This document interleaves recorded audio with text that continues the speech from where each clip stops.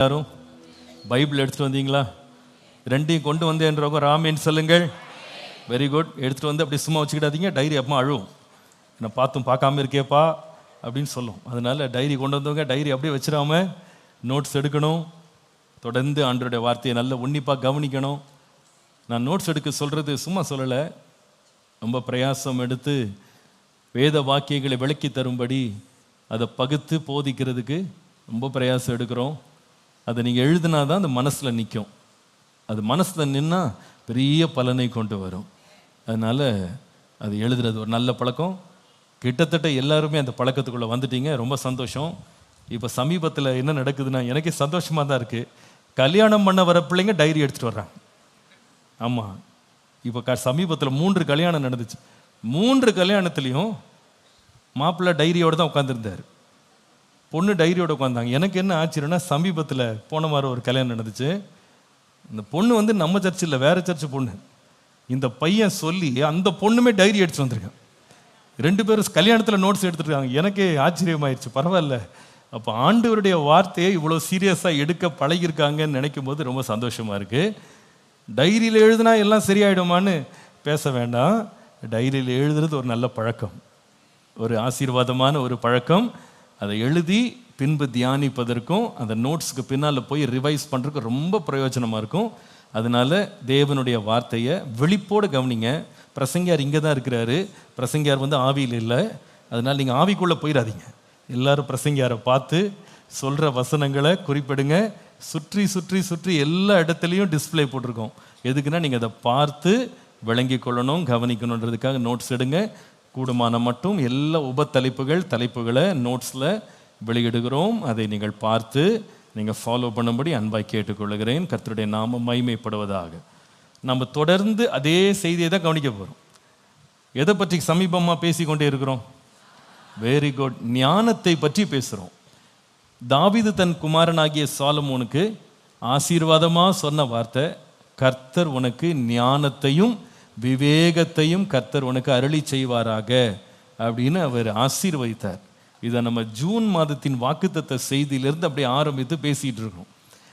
கர்த்தர் ஞானத்தை கொடுக்கும்போது இந்த ஞானம் பயன்படுகிற ஒரு முக்கியமான பகுதி வந்து நீதிமொழிகள் 14:1 புத்தியுள்ள மனைவி தன் வீட்டை கட்டுகிறாள். அப்போ ஞானம் எதற்கு தேவை என்றால் நம்முடைய வீட்டை கட்டுவதற்கு. மத்தேயு 7:24 ஒரு புத்தியுள்ள மனுஷன் தன் வீட்டை கன்மலையின் மேல் கட்டுகிறான். அப்போ மனுஷனோ மனுஷியோ 2 பேரும் வீடு கட்டுறதுக்கு ஞானம் வேண்டும் என்பதை நம்ம கற்றுக்கொண்டோம். இந்த வீடுனா என்ன, இந்த வீடுனா என்ன, அதை நம்ம முதல்ல புரிஞ்சுக்கணும். முதல்ல கவனித்தோம், வீடுன்றது எது? கையினால் கட்டுற எழுத்தின் பிரகாரமான வீடு அப்படின்றது நம்ம புரிஞ்சுக்கிட்டோம். இந்த மாதிரி வீடுகளை கட்டுவதற்கு தேவ ஞானம் ஒரு மனுஷனுக்கு தேவை. ஞானம் இல்லாமல் வீடு கட்ட ஆரம்பித்தா ஆகும் செலவை ஒருவன் கணக்கு பார்க்காம வீடை கட்டினான் அப்படின்னா பாதியிலே வீட்டை நிறுத்திட வேண்டியது தான். அதுக்கு ஒரு ஞானம் வேணும், உட்காந்து சுதாரிக்கணும், எவ்வளோ செலவாகும், இதற்கு என்ன தேவை, எல்லாவற்றையும் அவன் அறிந்து கொள்றதுக்கு ஞானம் வேண்டும். 2வது நம்ம கவனித்தோம், வீடு அப்படின்றது கையினால் கட்டுற வீடு மாத்திரமல்ல, எது? சரீரமாகிய வீடு. 2 கொரிந்தியர் 5:1 இந்த கூடாரமாகிய வீடு அழிந்து போனாலும் கைவேலை இல்லாத நித்திய வீடு பரலோகத்தில் இருக்கிறது. அப்போ முதலாவது the house represents our literal house. Number 2, the house represents our physical body. நம்முடைய சரீரத்தை தான் இந்த வீடு குறிப்பிடுகிறது. 3வது நம்ம கவனித்தோம், the house represents our spiritual life. நம்முடைய ஆவிக்குரிய வாழ்க்கையை இந்த வீடு நமக்கு வெளிப்படுத்துகிறது. 1 பேதுரு 2:5 நாம் எல்லாரும் ஆவிக்குரிய மாளிகையாக கட்டப்பட்டு கொண்டு வருகிறோம். we are being built as a spiritual house. அப்போ இப்படி ஒரு வீடு ஒன்று இருக்குது அப்படின்றத நம்ம விளங்கி கொண்டோம். நாம் வெறும் மாம்சம் மாத்திரம் இல்லை, எலும்பு மாத்திரம் இல்லை, நாம் ஆவிக்குரியவர்கள். நமக்குள்ள ஆவி, ஆத்துமா, சரீரம் என்ற 3 பகுதி இருக்குது. இதில் தேவனோடு தொடர்பு கொள்ளக்கூடிய ஆவியின் மண்டலம் என்று நமக்குள்ளே இருக்கிறது.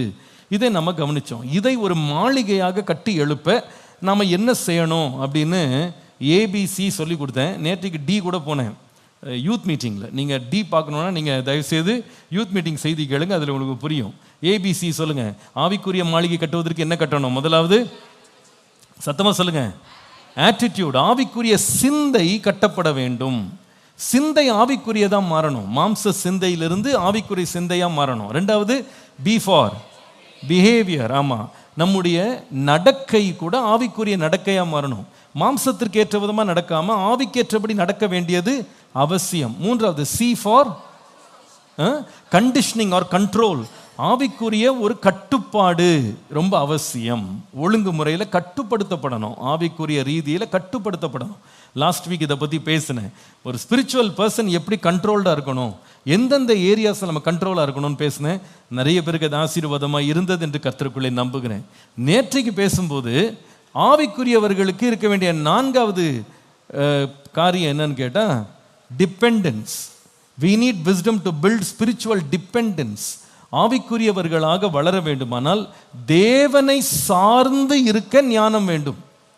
ஆவிக்குரியவன் தன்னுடைய மாம்சத்தையோ தன்னுடைய புயத்தையோ பலத்தையோ குதிரைகளையோ ரதங்களையோ பிரபுக்களையோ மனுஷனையோ தன்னுடைய ஆஸ்தியையோ ஐஸ்வர்யத்தையோ நம்பாமல் கர்த்தரை சார்ந்து கொள்வான், கர்த்தரை நம்புவான்.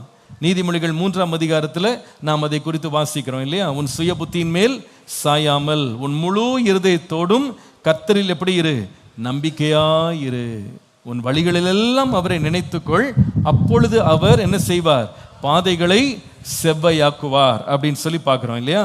அப்போ இந்த ஞானத்தில் வீட்டை கட்டுறதுக்கு, ஸ்பிரிச்சுவல் ஹவுஸ் கட்டுறதுக்கு இந்த டிபெண்டன்ஸ் ஆன் காட். ஆவிக்குரியவர்கள் தேவனை என்ன செய்வாங்க, சார்ந்து கொள்வாங்க, கர்த்தருடைய நாமம் மகிமைப்படுவதாக. இப்போ கட்ட வேண்டிய இன்னொரு வீடு இருக்கு, 4வது வீடு. அந்த வீடை பார்க்கலாமா? என்ன வீடுன்னு 2 சாமுவேல் 7ஆம் அதிகாரம் 18 to 19 வசனங்களை நம்ம பார்க்கலாமா? 18 வாசித்தாலே நமக்கு அது புரிஞ்சிடும். வாசிங்க, 2 சாமுவேல் 7:18 பாருங்க. அப்பொழுது தாவீது ராஜா உட்பிரவேசித்து கர்த்தருடைய சமூகத்திலிருந்து, கர்த்தராகிய ஆண்டவரே, தேவரீர் என்னை இதுவரைக்கும் கொண்டு வந்ததற்கு நான் எம்மாத்திரம், என் வீடும் எம்மாத்திரம். இங்கேயும் வீடுன்ற வார்த்தை பயன்படுத்தப்பட்டிருக்கு. எழுத்தின் பிரகாரமாக கட்டுற வீடு, சரீரமாகிய வீடு, ஆவிக்குரிய வீடு. இங்க 4வது இந்த வீடுன்னு சொல்ற வார்த்தை எதை குறிக்கிறது? எழுதுங்க. The house represents our family life. இந்த வீடு என்று சொல்லப்படுவது, ஞானத்தால் கட்டப்பட வேண்டிய வீடு என்பது நம்முடைய குடும்பத்தை குறிக்கிறது. அது குறிக்கிற காரியம் குடும்பம், குடும்பம், ஃபேமிலி. இந்த ஃபேமிலியை தான் கொஞ்சம் தள்ளி வச்சிருப்பேன், பின்னாடி வச்சிரு. ஃபேமிலியை தான் குடும்பம், குடும்பத்தை தான் இந்த வீடு என்று சொல்லப்பட்டிருக்கிறது. கர்த்தருடைய நாமம் மகிமைப்படுவதாக. இந்த குடும்பத்தை பற்றி நீங்கள் படிக்க போகிறோம். எனக்கு இதை உட்காந்து தியானித்த போது எனக்கு பொதுவாக அந்த குடும்பத்தை பேசுகிறதுக்கு ரொம்ப இஷ்டம். நான் அதில் ரொம்ப பிரியப்படுவேன். ஒவ்வொரு மாதமும் நம்ம ஃபேமிலி ரிவைவல் மீட்டிங்னே ஒன்று வச்சுருக்கோம். அதில் குடும்பத்தை பற்றி பல கோணங்களில் தேவ ஆலோசனையை வேதத்திலேருந்து போதிக்கிறதுல எனக்கு ரொம்ப பிரியம் உண்டு. பல வருஷங்களாக போதிக்கிறேன். நீங்கள் குடும்பத்தை பற்றி மாத்திரம் செய்திகளை நம்ம சபையிலேருந்து கேட்கணும் அப்படின்னா, நீங்கள் நம்ம யூடியூப் சேனலில் அதில் என்னது பிளேலிஸ்ட் இருக்கும். தேங்க்யூ. பிளேலிஸ்ட், அந்த பிளேலிஸ்ட்டில் ஃபேமிலி கவுன்சிலிங் சர்மன்ஸ்னு இருக்கும். குடும்ப ஆலோசனை செய்திகள் இருக்கும். கிட்டத்தட்ட ஒரு 90 செய்தி இருக்குன்னு நினைக்கிறேன் இது வரைக்கும் பேசுனதில். 90 சர்மன்ஸ் பேசியிருக்கேன், பல கோணங்களில் பேசியிருக்கேன். நீங்கள் எப்போயாவது நேரம் கிடைக்கும் போது நீங்கள் அந்த செய்திகள்லாம் கேட்குறது ரொம்ப நல்லது. அது கல்யாணமானவங்களும் கேட்கலாம், கல்யாணம் பண்ண போகிறவங்க கூட கேட்கலாம். எப்படி குடும்பம்னா என்ன அப்படின்ற கான்செப்டை புரிஞ்சுக்கிறதுக்கு வேதம் நமக்கு கற்றுக் கொடுக்குற பல காரியங்களை அதை நான் போதிக்கிறேன். இன்றைக்கு இந்த குடும்பத்தை பற்றி சில காரியங்களை உங்களோடு பேச ஆரம்பிக்க போகிறேன். நான் தாழ்மையாக சொல்கிறேன், இந்த செய்திக்காக நான் ஆயத்தமான போது நான் இத்தனை வருஷத்தில் குடும்பத்தை பற்றி பேசின காரியங்களில் நான் எடுத்த தலைப்புகள், நான் எடுத்த கோணங்கள், நான் சிந்தித்த வகையிலிருந்து ஆவியானவரை ரொம்ப டிஃப்ரெண்ட்டாக திங்க் பண்ண வச்சார். அவர் கொண்டு போன விதமே எனக்கு ரொம்ப மகிழ்ச்சியாகவும் ஆசீர்வாதமாகவும் இருந்தது. உங்களுக்கும் ஆசீர்வாதமாக இருக்கும் என்று கர்த்தருக்குள்ளே நான் தாழ்மையாக நம்புகிறேன். எனக்கு ஆண்டவர் உடனே குடும்பத்தை பற்றி, இந்த வீட்டை கட்டுறதை பற்றி நான் யோசிக்க ஆரம்பித்த உடனே ஆண்டவர் என்னை முதலாவது எங்கே எடுத்துகிட்டு போனார்னா, நம்முடைய உலகத்தில் ஸ்தாபிக்கப்பட்ட முதல் குடும்பத்துக்கு முதல்ல போய் பாருங்க. That is where it all started. இந்த குடும்பம் எங்கே ஆரம்பிச்சது அப்படின்னு, ஆதாம் ஏவாளுடைய குடும்பத்திலிருந்து குடும்பத்தை குறித்த சத்தியங்களை நாம் அறிந்து கொள்ள ஆண்டவர் என்னை அந்த இடத்துக்கு கொண்டு போனார். நாம் அங்கேருந்து வரப்போகிறோம். இந்த வாரமும் பேசுவேன்.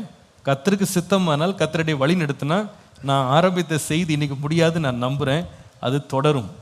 அடுத்த வாரமும் கர்த்தருக்கு சித்தமான தொடரும். இதை எல்லாரும் உன்னிப்பாக கவனிக்கணும். நான் ஏற்கனவே சொன்னது போல திருமணமானவர்களும் கவனிக்கணும், திருமணம் ஆக போகிறவர்களும் கவனிச்சா ரொம்ப நல்லது. So you will make very informed and wise decisions regarding building your family. உங்கள் குடும்பத்தை கட்டுவதற்கு நீங்கள் நல்ல ஞானமுள்ள புத்தி உள்ள ஒரு தீர்மானத்தை நீங்கள் எடுப்பதற்கு அது ரொம்ப பிரயோஜனமாக இருக்கும். நீங்கள் வீட்டை கட்டிக்கிட்டு இருக்கிறவங்க, குடும்பத்தை கட்டிக்கிட்டு இருக்கிறவங்க கூட ஞானத்தினால புத்தியுள்ள ஒரு ஸ்திரீயாக, புத்தியுள்ள ஒரு மனுஷனாக நீங்கள் ஞானத்தினால் உங்கள் குடும்பமாகிய வீட்டை கட்டுறதுக்கும் கர்த்தர் உங்களுக்கு இந்த கொடுக்குற ஆலோசனைகள் பிரயோஜனமாக இருக்கும். சரி, நம்ம எங்கேருந்து ஆரம்பிக்க போகிறோம்னு பார்த்தா, ஆதியாகமத்தின் புஸ்தகம் 1ஆம் அதிகாரத்தில் 26ஆம் வசனத்தின் முதல் பகுதியிலிருந்து நம்ம ஆரம்பிக்க போகிறோம். எடுத்துக்கிட்டீங்களா? ஆதியாகமம் 1ஆம் அதிகாரம் 26ஆம் வசனத்தின் முதல் பகுதியை பாருங்க. பின்பு தேவன் நமது சாயலாகவும் நமது ரூபத்தின்படியும் மனுஷனை உண்டாக்குவோமாக. நீங்க வாசிங்களேன் பாப்பா, அந்த முதல் பகுதி எல்லாரும் சத்தமா வாசிங்க. பின்பு தேவன்,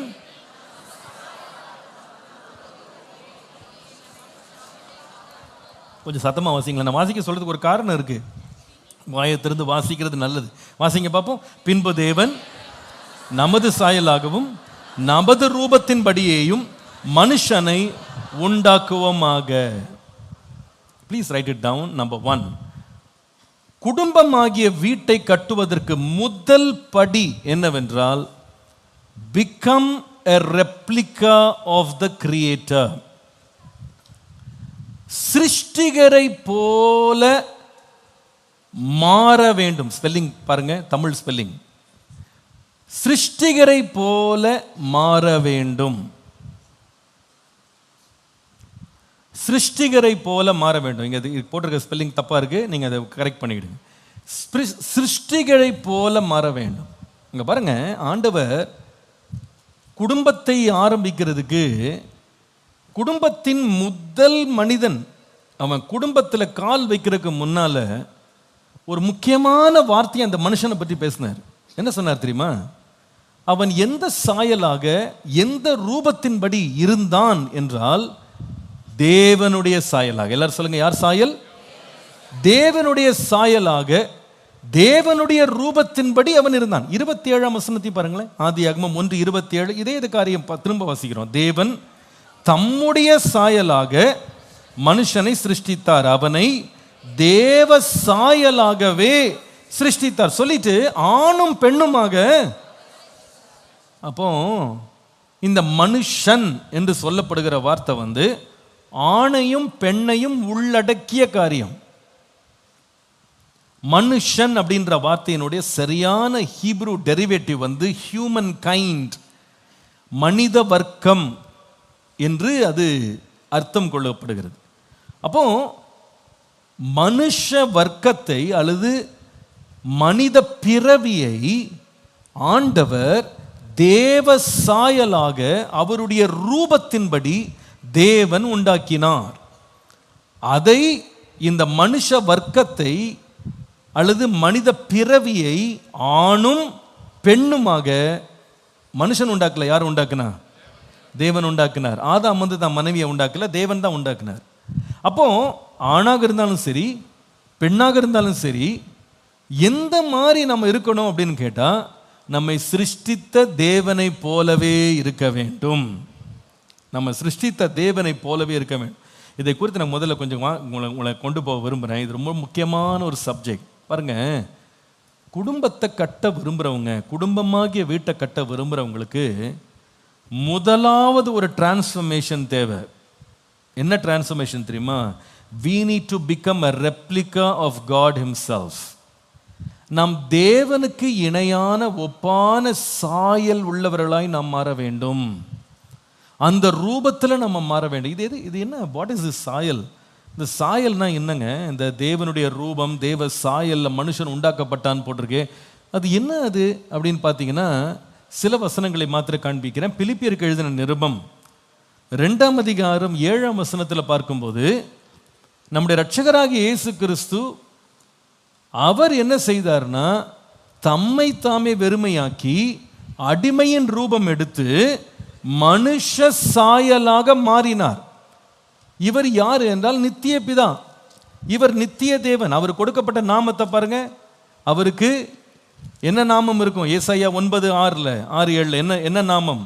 அவர் நாமம் அதிசயமானவர், ஆலோசனை கர்த்தர், வல்லமை உள்ள தேவன், நித்திய பிதா, சமாதான பிரபு. அப்ப இயேசு யார் என்றால் நித்தியத்தில் இருந்தவர், ஆதி முதற்கொண்டு இருந்தவர்.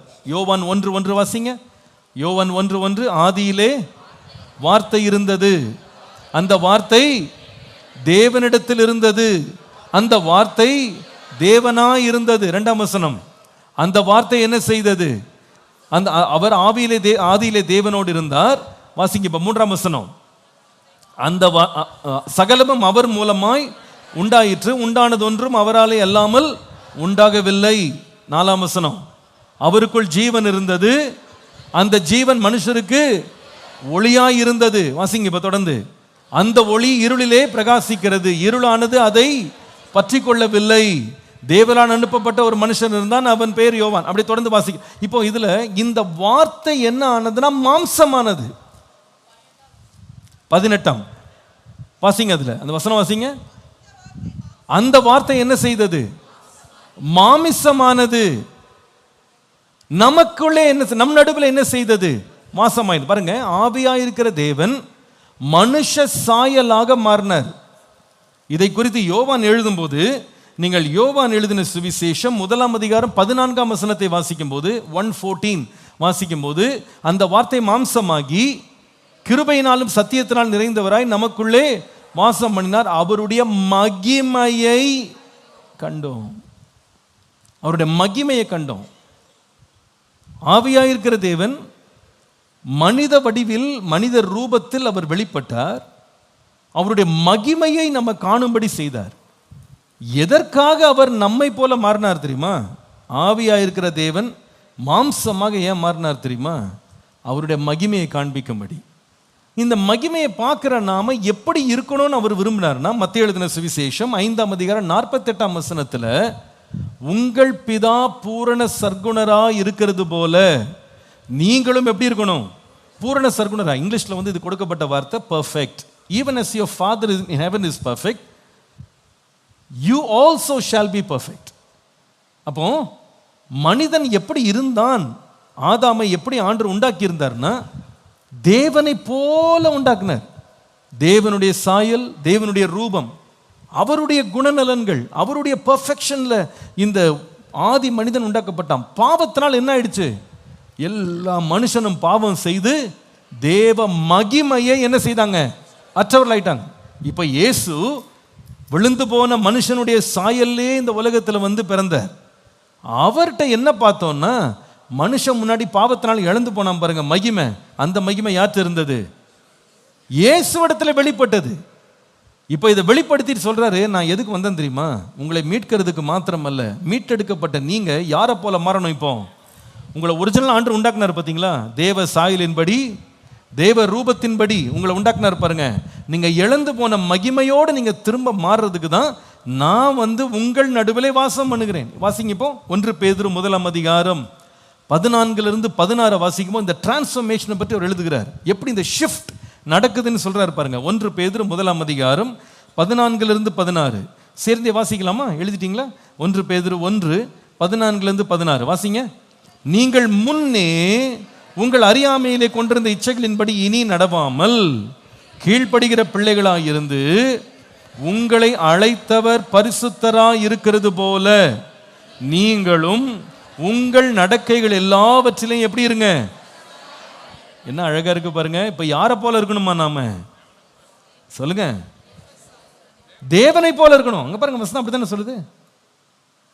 உங்களை அழைத்தவர் பரிசுத்தராய் இருக்கிறது போல நீங்களும் என்ன செய்யணும்?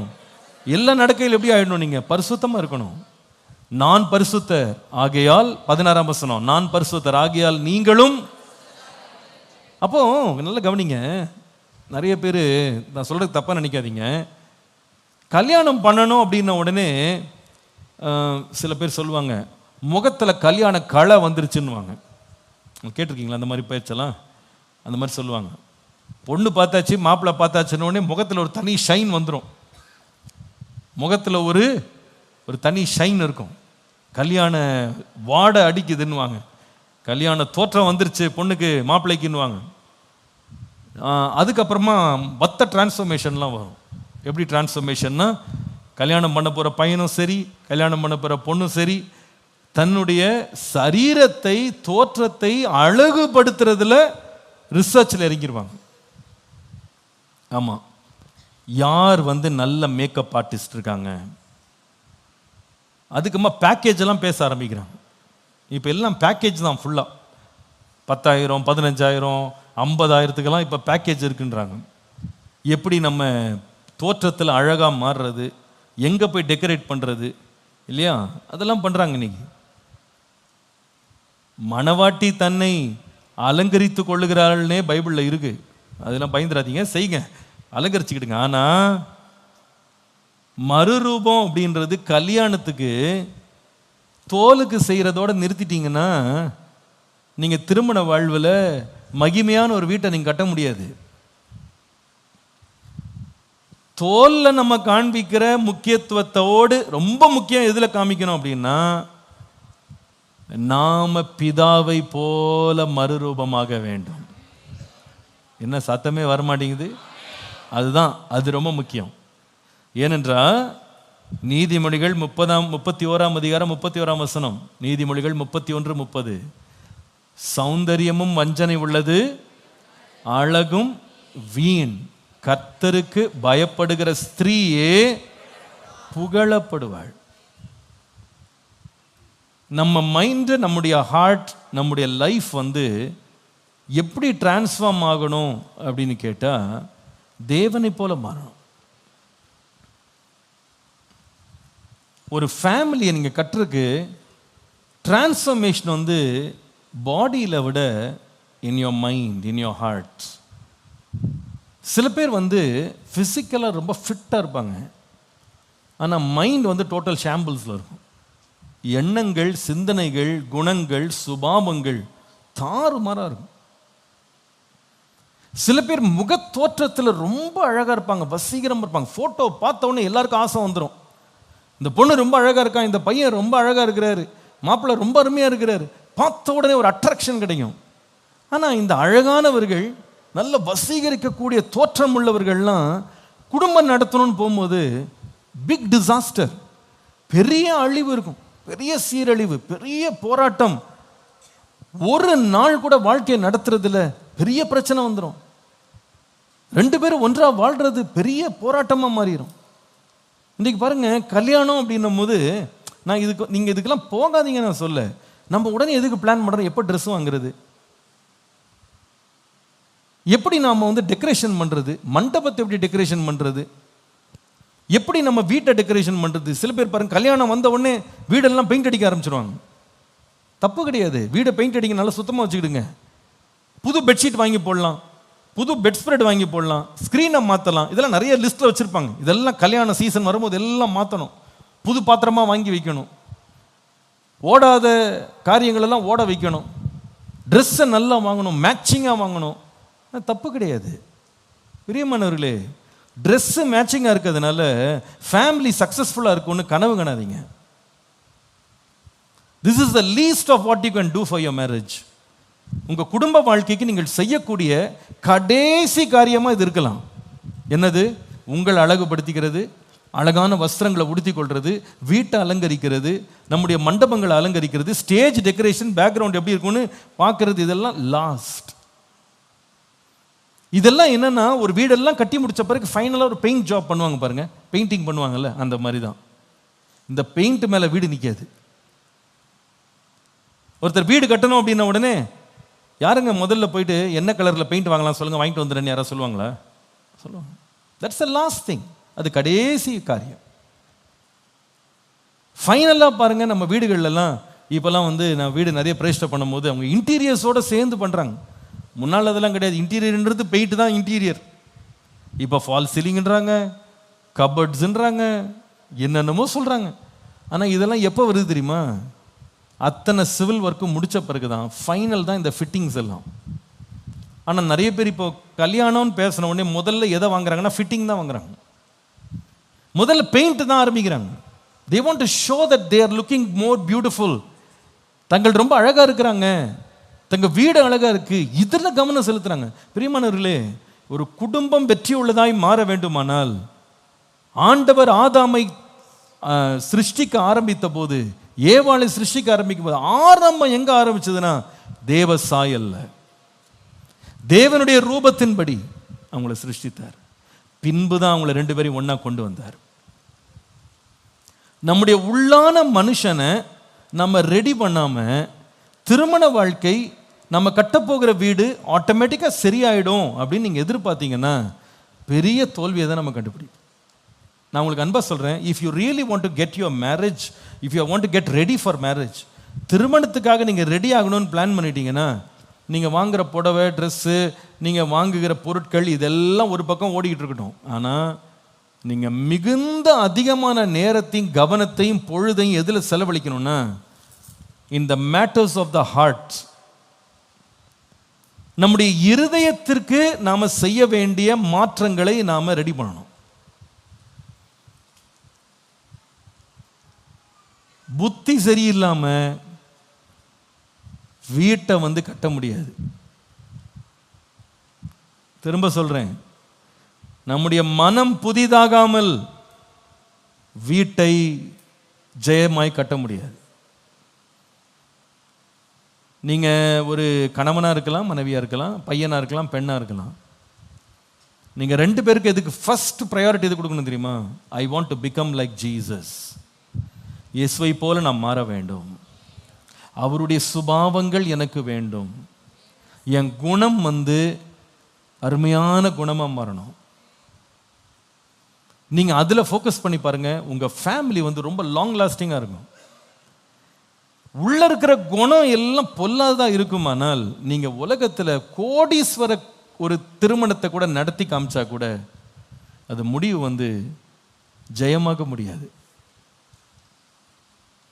எதற்காக இயேசு வந்தார்னா, ஆதாமையும் ஏவாளையும் தன்னுடைய சாயலின்படி ரூபத்தின்படி உண்டாக்கின கர்த்தர், அந்த சாயலின் ரூபத்தையும் அந்த மகிமை இழந்து போன மனுஷனுக்கு மீண்டும் மகிமையை கொடுக்கறக்காக தான் அவர் வந்தார். அவர் சொல்லுகிறார், நீங்க இழந்துட்டீங்க, இதெல்லாம் பரிசுத்தத்தை இழந்துட்டீங்க, பூரணத்தை இழந்துட்டீங்க. உங்கள் பிதா எப்படி பூரண சர்க்குணராக இருக்கிறாரோ அதே போல நீங்களும் எப்படி மாறுங்க? பூரண சர்க்குணராய் மாறுங்க. மேரேஜை கான்டம்ப்ளேட் பண்ணுற எல்லாருக்கும் நான் மிகுந்த தாழ்மையாக சொல்கிறேன், start thinking about matters of your heart and your character. சிலருடைய லைஃப்பில் சில ரெட் ஃப்ளாக்ஸ் அப்படின்னு இருக்கும். இந்த ரெட் ஃப்ளாகை அவங்க சொந்த அப்பா அம்மாவே சுட்டி காமிச்சிருப்பாங்க. அவங்க சொல்லுவாங்க, உனக்கு ரொம்ப கோபம் வருது, நீ ரொம்ப கோவப்படுற, கொஞ்சம் கோபத்தை கட்டுப்படுத்துன்னு சொல்லிக்கிட்டே இருப்பாங்க. நீங்கள் அதில் போய் கை வைக்காமல், நீங்கள் போய் அலங்கரிக்கிறதுலையும் ஆர்ப்பாட்டமாக குடும்பத்தை கல்யாணத்தை நடத்துறதுலையும் நீங்கள் கவனம் செலுத்திட்டு கோபத்தை கையாளாமல் போனீங்கன்னா, மேடையிலே அடி வாங்க பொண்ணுங்களாம் இருக்காங்க தெரியுமா? மேடையிலே, திருமண மேடையிலே அடி வாங்கின பொண்ணுங்க இருக்காங்க. ஏன்னா இவன் எல்லா டெக்கரேஷனையும் பண்ணாங்க, ஓடி ஓடி போய் எல்லாத்தையும் ஆயத்தம் பண்ணான். எதுவும் ஆயத்தம் பண்ணலை, அங்கேயே எல்லாத்தையும் நீயும் நீ ஆச்சு, உன் குடும்பம் ஆச்சு, போயா அப்படின்னு விட்டு போன பெண்கள் இருக்காங்க. அன்னைக்கு அவங்க ஷாக் ஆகிட்டாங்க, இவனோட நான் என்ன பண்ண முடியாது, வாழ முடியாது.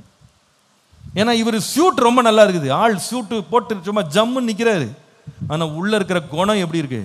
பொல்லாத குணம். Are you getting ready for marriage? Are you really serious about building a family? Start working on your character. சில பேர் உங்கள் நண்பர்களோடு நீங்கள் சுற்றி வருவீங்க, கிளாஸ் ரூமில் இருப்பீங்க, நிறைய பேர் உங்கள் ரெட் ஃப்ளாக்ஸ் காமிச்சிருப்பாங்க.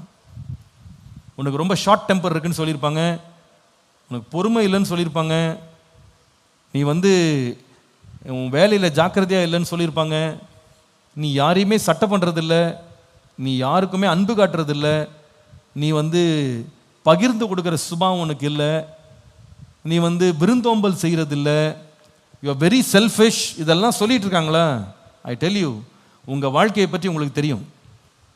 எல்லாவற்றுக்கும் மேலாக ஆவியானவர் பேசுவார். அவர் சொல்கிற வார்த்தைகளுக்கு நீங்கள் டைம் எடுத்து நீங்கள் உங்கள் பழைய குணங்கள் சுபாவங்கள் எல்லாம் நீங்கள் களைஞ்சிட்டு நீங்கள் மறுரூபமாகலை அப்படின்னா நீங்கள் ஒரு சிறந்த குடும்பத்தை கட்டி எழுப்ப மாட்டீங்க. Work on your inner life. Try becoming more like Jesus. இயேசுவை போல மாறுங்க. என்னன்னா பவுல் இதை குறித்து பேசும்போது சொல்றாரு, புருஷர்களே உங்கள் சொந்த மனைவிகளில் அன்பா இருங்க. எப்படி அன்பா இருக்கணும் அப்படின்னு கேட்டா, கிறிஸ்துவும் சபையாகிய தன்னுடைய மனவாட்டியை சுத்திகரிக்கிறதுக்கு தம்மை தாமே அதற்கு ஒப்பு கொடுத்தார். அவரை பாருங்க, அவரை மாடல் பண்ணுங்க. அதுதான் நான் முதல் குறிப்பு நான் சொன்னேன். Become a replica of the creator. If you don't become a replica of the creator, சிருஷ்டிகரை போல நீங்கள் மாறாவிட்டால் சிறந்த குடும்பத்தை கட்ட முடியாது. இப்போ திருமணம் பண்ண போறவங்களுக்கு இது பேசுனேன். திருமணம் பண்ணவங்க என்ன செய்யறது?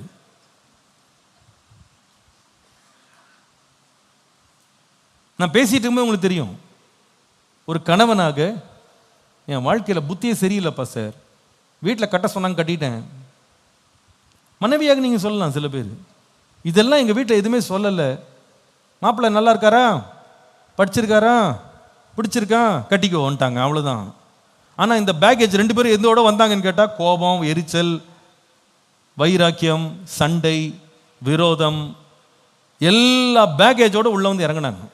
இறங்குனா கொஞ்ச நாளில் பார்த்தீங்கன்னா சர்க்கஸ் மாதிரி தான் இருக்குது வீடு.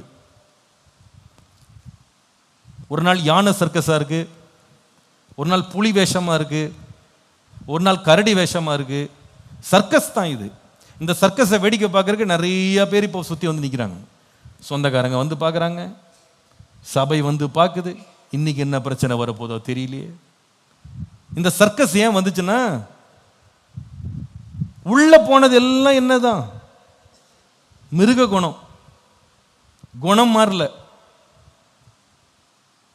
மாப்பிள்ளை எதை பார்த்தாருன்னா பொண்ணுடைய சிரிப்பை பார்த்தாரு, பல்லழகை பார்த்தாரு. பொண்ணு எதை பார்த்துச்சுன்னா மாப்பிள்ளையுடைய ஹைட்டை பார்த்துச்சு, மாப்பிள்ளையினுடைய சம்பளத்தை பார்த்துச்சு, மாப்பிள்ளையினுடைய பின்னணியெல்லாம் பார்த்துச்சு.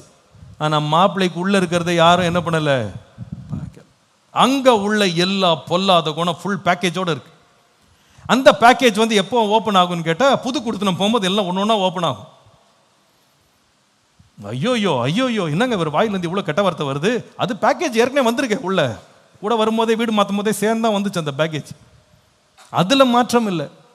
இப்போ ஒன்று ஒன்றா திறக்க திறக்க திறக்க திறக்க கடைசியில் பார்த்தீங்கன்னா they are only ending up hurting each other for the rest of their life. வாழ்நாள் முழுவதும் ஒருவரை ஒருவர் காயப்படுத்துவதே அவர்கள் தொழிலாக மாறிவிட்டது. அதுதான் பொழுதுபோக்கு. காலைல எழுந்த ரேடியோ ஸ்டார்ட் பண்ண ரேடியோ நைட் வரைக்கும் மூட மாட்டேங்குது. இவங்க எப்போ நிம்மதியாக இருப்பாங்கன்னா தூங்கும்போது தான் நிம்மதியாக இருப்பாங்க. மெடிக்கல் ஃபீல்டில் யூத்தனேஷியான்னு ஒன்று சொல்லுவாங்க. யூத்தனேஷியானா மயக்க ஊசி போட்டு ஆளை காலி பண்ணுறது. அதை போல் நிறைய குடும்பங்களில் சமாதானம் வேண்டுமானா 2 பேருக்கு ஒரு ஊசி போட்டு தூங்க வச்சிட்டிங்கன்னா குடும்பம் சமாதானமாக இருக்கும். முழிச்சாங்க ஒரே ஓலம்தான், ஒரே ரகளை தான். இதெல்லாம் என்னன்னு கேட்டால் ஒவ்வொன்றும் உள்ளே இருக்கிற அத்தனை குணமும் என்ன பண்ணுது, வெளியே. You have done an excellent paint job. வெளியில் அழகாக வண்ணம் பூசிட்டோம், ஆனால் எதுக்குள்ள கையை வைக்கல, சுபாவத்துக்குள்ள. ரொம்ப சைலண்ட் ஆகிட்டீங்க இன்னைக்கு. என்னையே அப்படி சொல்கிற மாதிரி இருக்கு, பஸ்ன்ற மாதிரி இருக்கா? அழகு, சௌந்தரியம், இதில் கவனம் செலுத்திட்டு மேட்டர்ஸ் ஆஃப் த ஹார்ட்ல பிரச்சனை வந்துச்சுன்னா குடும்பம் நிலை நிற்காது. முதல் மனிதனுக்கு ஆண்டவர் குடும்பத்தை ஸ்தாபித்து கொடுக்கும்போது முதல்ல அவன் எப்படி சிருஷ்டித்தார்னா, என்ன போல நீ மாறு, என்ன போல இரு. தேவ சாயலின்படியும் தேவனுடைய ரூபத்தின்படியும் ஆணும் பெண்ணுமாக தேவன் அவர்களை சிருஷ்டித்தார். இதை நீங்கள் ரொம்ப கன்சிடர் பண்ணுங்க. நீங்கள் பாருங்க, சில பேர் ஏற்கனவே குடும்பம் ஆரம்பித்து நடத்திட்டு இருக்கீங்க, ஆனால் வீடு வந்து நிறைய கிராக் கொடுதுங்க. ஒரு நாளைக்கு ஒரு பிரச்சனை வீட்டில் இருக்குது. திடீர்னு ஒரு இடத்துல லீக் ஆகுது, ஒரு இடத்துல கிராக் விட்டுருச்சு, ஒரு இடத்துல பார்த்தீங்கன்னா கரையான் பிடிச்சி நிற்கிது, ஒரு பக்கம் பார்த்தீங்கன்னா எலக்ட்ரிக்கல் ஃபெயிலியர் ஃபால்ட் வருது, என்னென்னமோ பிரச்சனை, தர வெடிக்குது, எல்லாம் வருது. இது நம்ம வாழ்க்கையின் பிரச்சனைகளை பற்றி பேசுகிறேன். இதெல்லாம் வருதுன்னா கொஞ்சம் யோசிச்சு பாருங்க. இந்த மாதிரி பிரச்சனை வரும்போது எத்தனை பேர் நினைப்பீங்க இன்னொரு கோட் ஆஃப் பெயிண்ட் அடிச்சாலாம் சரியாக போயிடும், ரொம்ப லீக் ஆகுது, பெயிண்ட் அடிச்சிங்கன்னா சரியாயிடும், யாராவது சொல்லுவாங்களா?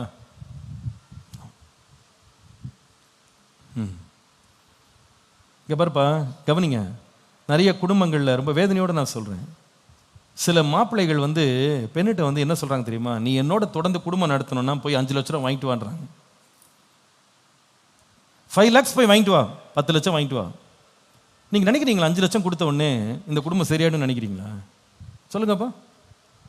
5 இல்லைங்க, 50 லட்சம் கொடுத்தாலும், ஏன் 5 கோடி கொடுத்தா கூட இந்த குடும்பம் உருப்படாது. ஏன் தெரியுமா? பிரச்சனை காசுல இல்லை, பிரச்சனை எங்கே இருக்கு? நம்ம மனசில் இருக்கு.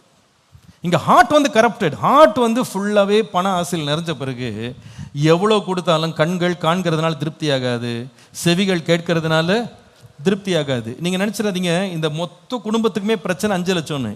இதை தெரியாமல் நிறைய அப்பா அம்மா இதுக்கு சப்போர்ட் பண்ணுறாங்க. பையனை ஏவி விட்டு பையனுக்கு சப்போர்ட் பண்ணி பொருளை வாங்கிட்டு வா, பைக்கை வாங்கிட்டு வா, கார் வாங்கிட்டு வா, காசு வாங்கிட்டு வா, இன்னும் நிறைய நகையை போட சொல்லு, இத்தனை கிலோ போட சொல்லு, இத்தனை சவரன் போட. ஏங்க தலையிலேருந்து கால் வலிக்கும் உங்களுக்கு போட்டு விட்டா கூட நீங்கள் மாற போகிறது கிடையாது. ஏன்னா உங்கள் பிரச்சனை பண பிரச்சனைங்க. இது ஆழமான பண ஆசையில் உங்கள் வாழ்க்கை மாட்டிச்சு. உங்களுக்கு எவ்வளவு கொடுத்தாலும் நீங்கள் சிறந்த ஒரு குடும்பத்தை என்ன செய்ய போகிறதில்ல. சமீபத்தில் நான் சொல்கிறக்க ரொம்ப வருத்தப்படுறேன், நீண்ட வாரங்களாக தமிழ்நாட்டில் ஒரு குடும்பத்தை பற்றி எல்லாரும் பேசுனாங்க தெரியுமா? ஒரு பெரிய பணக்காரன் தன் மகளை கட்டி கொடுத்ததை பற்றி நம்ம படித்தோம். அந்த பையனுக்கு அவங்க கொடுத்தது எத்தனையோ கிலோ கோல்டு, எத்தனையோ கோடி கொடுத்தாங்க, விலை உயர்ந்த ஒரு கார் கொடுத்தாங்க, வீடு ஆஸ்தி என்னென்னமோ கொடுத்தாங்க. எல்லாம் கொடுத்து ஒரு சில வாரங்கள் அந்த பொண்ணு தற்கொலை பண்ணி செத்துட்டான். அவ என்ன அழுதா தெரியுமா? அவங்க அப்பாட்ட வாய்ஸ் நோட்ல என்ன போட்டு அழுதுருந்தான்னு சொன்னா, என்னால் இங்க வாழ முடியாதுப்பா, நான் ரொம்ப தப்பு பண்ணிட்டேன், இந்த பையனை நான் ரொம்ப நம்பிட்டேன், அவங்க நல்லவங்க இல்லப்பா, இத்தனை கோடி கொடுத்தும் குடும்பத்தை காப்பாற்ற முடியல. ஏன் தெரியுமாங்க? ஆள் யாரா இல்லை, நல்ல ஆளு. புரியுதாங்க நான் சொல்றது?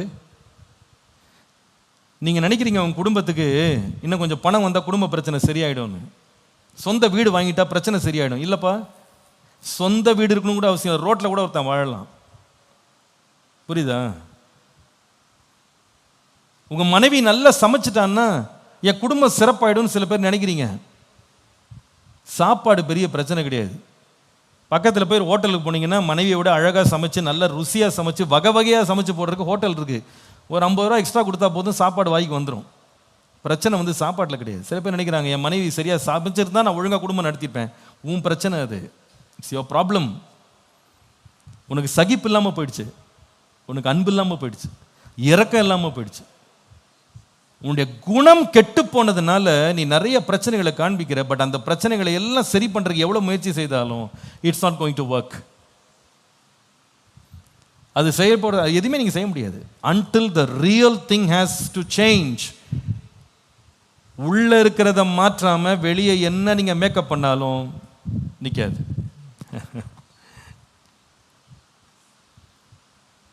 அதனால தான் வேதம் சொல்லுகிறது, உங்க வஸ்திரத்தெல்லாம் கிழிச்சுக்கிட்டு எல்லாம் சரி பண்ணலாம்னு நினைக்காதீங்க, இருதயத்தை கிழிச்சுக்கிட்டு ஆண்டவர்கிட்ட திரும்புங்க. நான் சொல்ற வார்த்தைகளை ஒவ்வொரு குடும்ப தலைவனும் கேட்க வேணும், ரொம்ப கேட்கணும். ஒவ்வொரு குடும்ப தலைவி கேட்கணும். உங்க குடும்பத்தில் இவ்வளவு போராட்டம், இவ்வளவு பிரச்சனை, இவ்வளவு சம்பாரிச்சு, இவ்வளவு சேர்த்து, இவ்வளவு கட்டி, இவ்வளவு வாங்கி, இவ்வளவு அனுபவிச்சு கூட இவ்வளவு பிரச்சனை என் குடும்பத்தில் வருதுன்னா, என் நேச்சர், என் கேரக்டர் ஆண்டவரை போல மாறாம நான் இன்னும் மாம்ச சுபாவம் உள்ளவனாய், அல்லது அந்த பேதுரு சொல்லுகிறது போல முன்னே அறியாமையில் கொண்டிருந்த இச்சைகளின்படி நடந்து கொண்டிருக்கிறேனா, கீழ்ப்படியாத பிள்ளைகளை போல நான் நடந்து கொண்டிருக்கிறேனா, அதிலிருந்து வெளியே வாங்க. புத்தி மாறணுங்க, குணம் மாறணும். நம்முடைய குணம் இயேசுவை போல மாறணும். ஒரு ஆமேன் சொல்லுங்க. இயேசுவை போல மனம் மாறிடுச்சுன்னா குடும்பம் பரலோகம் மாதிரி மாறிடும். எல்லாரும் என் பின்னால திரும்ப சொல்லுங்க, இயேசுவை போல மனம் மாறிச்சுன்னா வீடு பரலோகம் மாதிரி மாறிடும். வீடு நீங்க பரலோகம் மாதிரி அழகா கட்டி வச்சாலும் உள்ள இருக்கிற ஆள் பிசாசா இருந்தா அது பரலோகமா இருக்குமா? இருக்காதுங்க. மனம் இயேசுவை போல மாறினால் நீங்க வாழ்றது குடிசையா இருந்தாலும் பரலோகமா மாறிடும். ஒரு ஆமீன் சொல்லுங்க. என் மனசு மாறின ஆண்டவர் உம்மை போல மாற்றுங்க. ஒரு அருமையான பாடல் உண்டு, உம்மை போலாக்கும் இயேசுவே உம்மை போலாக்கும், உள்ளத்தை உம் அன்பினால் நிரப்பி என்னை உம்மை போல மாற்றும். இந்த ஒரு வரிய ஒரு ஜெபமா பாடுங்க. திருமணம் செய்ய போற பிள்ளைங்க தயவுசெய்து இப்படி உண்மையா உணர்ந்து பாடுங்க. திருமணம் செஞ்சவங்க இதை உண்மையா பாடுங்க. மாற்றம் வேற எங்கேயும் இல்லை, என் உள்ளத்துல தேவை. என் ஹார்ட்டை சேஞ்ச் பண்ணுங்க ஆண்டவரே, என் குணத்தை மாற்றுங்க ஆண்டவரே, என்னுடைய சிந்தனைகளை மாற்றுங்க ஆண்டவரே, எனக்குள்ள ஒரு மறுரூபத்தை தாங்க. இன்னைக்கு நிறைய பெற்றோர் பிள்ளைகளை பார்த்து நம்ம என்ன சொல்றோம் தெரியுமா? என் பையனுக்கு வயசாயிடுச்சுங்க, என் பொண்ணுக்கு வயசாயிடுச்சு, அவனுக்கு ஒரு பொண்ணு பார்க்கணும், இவளுக்கு ஒரு மாப்பிள்ளை பார்க்கணும்னு சொல்றீங்க. வயசானது நல்லது தான், ஆனால் வயசாகினது மாத்திரம் குடும்பத்தை ஜெயமா நடத்திட முடியாது. சொல்ல முடியுமாங்க? 20 வயசு அவருக்கு ஒழுங்கா குடும்பம் நடத்த தெரியல, 40 வயசு தான் நல்லா நடத்துவாருன்னு சொல்ல முடியுமா? ஆள் வளரும், ஆனா எது வளராம இருக்கலாம்? மனசுல வளர்ச்சியோ முதிர்ச்சி இல்லாமலே ஒருத்தங்க 60 வயசு கூட ஆகலாம். மாற வேண்டியது என்னது? ஹார்ட். உம்மை போலாக்கும். இது ஒரு ஜெபமாக இந்த 2 வரிய சேர்ந்து பாடுங்க. உம்மை போலாக்கும் இயேசுவே உம்மை போலாக்கும், உள்ளத்தை அன்பால் நீரப்பி என்னை உம்மை போலாக்கும். இந்த வரி அவங்க டைரியில் எழுதுங்களேன். உம்மை போலாக்கும் எழுதுங்க, எழுதுங்க. சில பேருக்கு பாட்டு தெரியலன்னு நினைக்கிறீங்க, எழுதுங்க, நல்லா எழுதுங்க. எழுதிட்டு அதை பார்த்தாது பாடுங்க. உம்மை போலாக்கும் இயேசுவே உம்மை போல் ஆக்கும். எழுதுங்க. இது நம்முடைய ஜெபமாக, நம்முடைய வேண்டுதலாக இருக்கட்டும். உம்மை போலாக்கும் இயேசுவே உம்மை போலாக்கும். அடுத்த வரி, உள்ளத்தை அன்பால் நிரப்பி என்னை யாரை போல மாற்றும்? சொல்லுங்க. உம்மை போல மாற்றும், உம்மை போல மாற்றும், உம்மை போல மாற்றும். பாடலாமா? எழுதிட்டீங்களா? எல்லாரும் எழுதி முடிச்சிட்டீங்களா? இன்னும் எழுதிட்டு இருக்கேன் பாஸ்டர்ன்றவங்க மட்டும் ஒரு கை உயர்த்துங்க, லெஃப்ட் ஹேண்ட் உயர்த்துங்க. பாருங்க, எழுதுங்க, சீக்கிரமா எழுதுங்க, எழுதுங்க, எழுதுங்க. உம்மை போலாக்கும் இயேசுவே உம்மை போலாக்கும், உள்ளத்தை அன்பால் நிரப்பி என்னை உம்மை போல். பாடலாமா? உம்மை போலாக்கும் இயேசுவே உம்மை போலாக்கும், உள்ளத்தை அன்பால் நிரப்பி என்னை உம்மை போலாக்கும், உள்ளத்தை அன்பால் நீரப்பி என்னை உம்மை போலாக்கும். ஆங்கிலத்தில் பாடலாம். Make me more like thee, make me more like thee, Jesus make me more like thee, give me a heart that's filled with love and make me more like thee. Give me a heart, give me a heart that's filled with love and make me more like thee. 2 கரங்களை உயர்த்தி உம்மை போல உம்மை போல் ஆக்கும் இயேசுவே உம்மை போல் ஆக்கும், உள்ளத்தை அன்பால், உள்ளத்தை அன்பால் நீரப்பி என்னை உம்மை அன்பால் உள்ளத்தை அன்பால் நிரப்பி என்னை உம்மை போலாக்கும். ஒரு வார்த்தை நம்ம மனசுல ஆழமா பதியட்டும். என் வீடை கட்டணுமா? I need a heart transformation. என் மனம் மாறணும். என் இருதயம் மாறாம என் இல்லம் மாற போறதில்லை. என் குணம் மாறாம என் குடும்பம் மாற போறது. What are the red flags in my life? என் வாழ்க்கையில தேவனுக்கு விரோதமான குணங்கள், சுபாவங்கள் மேலோங்கி நிக்கிறது எதெல்லாம்? சில பிளட் டெஸ்ட் பண்ணும்போது அக்செப்டட் வேல்யூன்னு ஒரு பக்கம் இருக்கும், ஆப்டிமம் வேல்யூன்னு ஒன்று இருக்கும், இன்னொரு பக்கம் நம்ம ரியல் வேல்யூன்னு ஒன்று இருக்கும். அதில் போட்டிருக்கோம் ஃபாஸ்டிங் சுகர் எவ்வளோ இருக்கணும், 80லேருந்து 90க்குள்ளே இருக்கணும்னு போட்டிருக்கோம். ஆனால் இங்கே வண்டி எவ்வளோ ஓடிட்டு இருக்கோம்னா 220 250 ஓடிட்டு இருக்கும். வெளியே தெரியவே தெரியாது, எல்லா ரத்தமும் சிவப்பாக தான் இருக்கும். டெஸ்ட் பண்ணாதான் தெரியும் உள்ள அண்ணனுக்கு என்ன ஓடி இருக்கும். சுகர் பாட்டுக்கு இருக்கும். சிலருக்கு கொழுப்பு ரொம்ப ஜாஸ்தியாக இருக்கும், பலவிதமான கொழுப்பு இருக்கு. அதில் போட்டிருப்பாங்க டிஎஸ்ஹெச், அந்த எச், இந்த எச், இந்த எச் எல்லாம் ஜாஸ்தி. சிலருக்கு பார்த்தா உப்பு ரொம்ப ஜாஸ்தியாக இருக்கும். நம்ம ஆளுங்களுக்கெல்லாம் டெஸ்ட் பண்ணால் காரம் ஜாஸ்தியாக இருக்கும். சிலருக்கு வேகம் ரொம்ப ஜாஸ்தியாக இருக்கும். பொறுமை லெவல்லாம் சுத்தமாக ஜீரோவில் இருக்கும். பொறுமையே கிடையாது. கோபம் உச்ச கட்டத்தில் மூக்கு மேலே இருக்கும் கோபம்.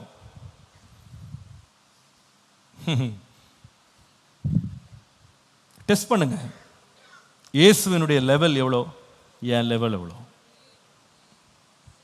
நம்ம ரத்தத்தில் ஒரு சின்ன பிரச்சனை வந்தா எத்தனை டாக்டர்கிட்ட போய் சரி பண்ணுறோங்க? ஐயோ சுகர் ஜாஸ்தி ஆயிடுச்சு, அதனால டாக்டரை பார்த்து மாத்திரை போடு, ஊசியை போடு, என்னென்ன முயற்சி எடுக்கிறோம். சில பேர் இதே தான் ஆராய்ச்சியாக உட்காந்துருக்காங்க.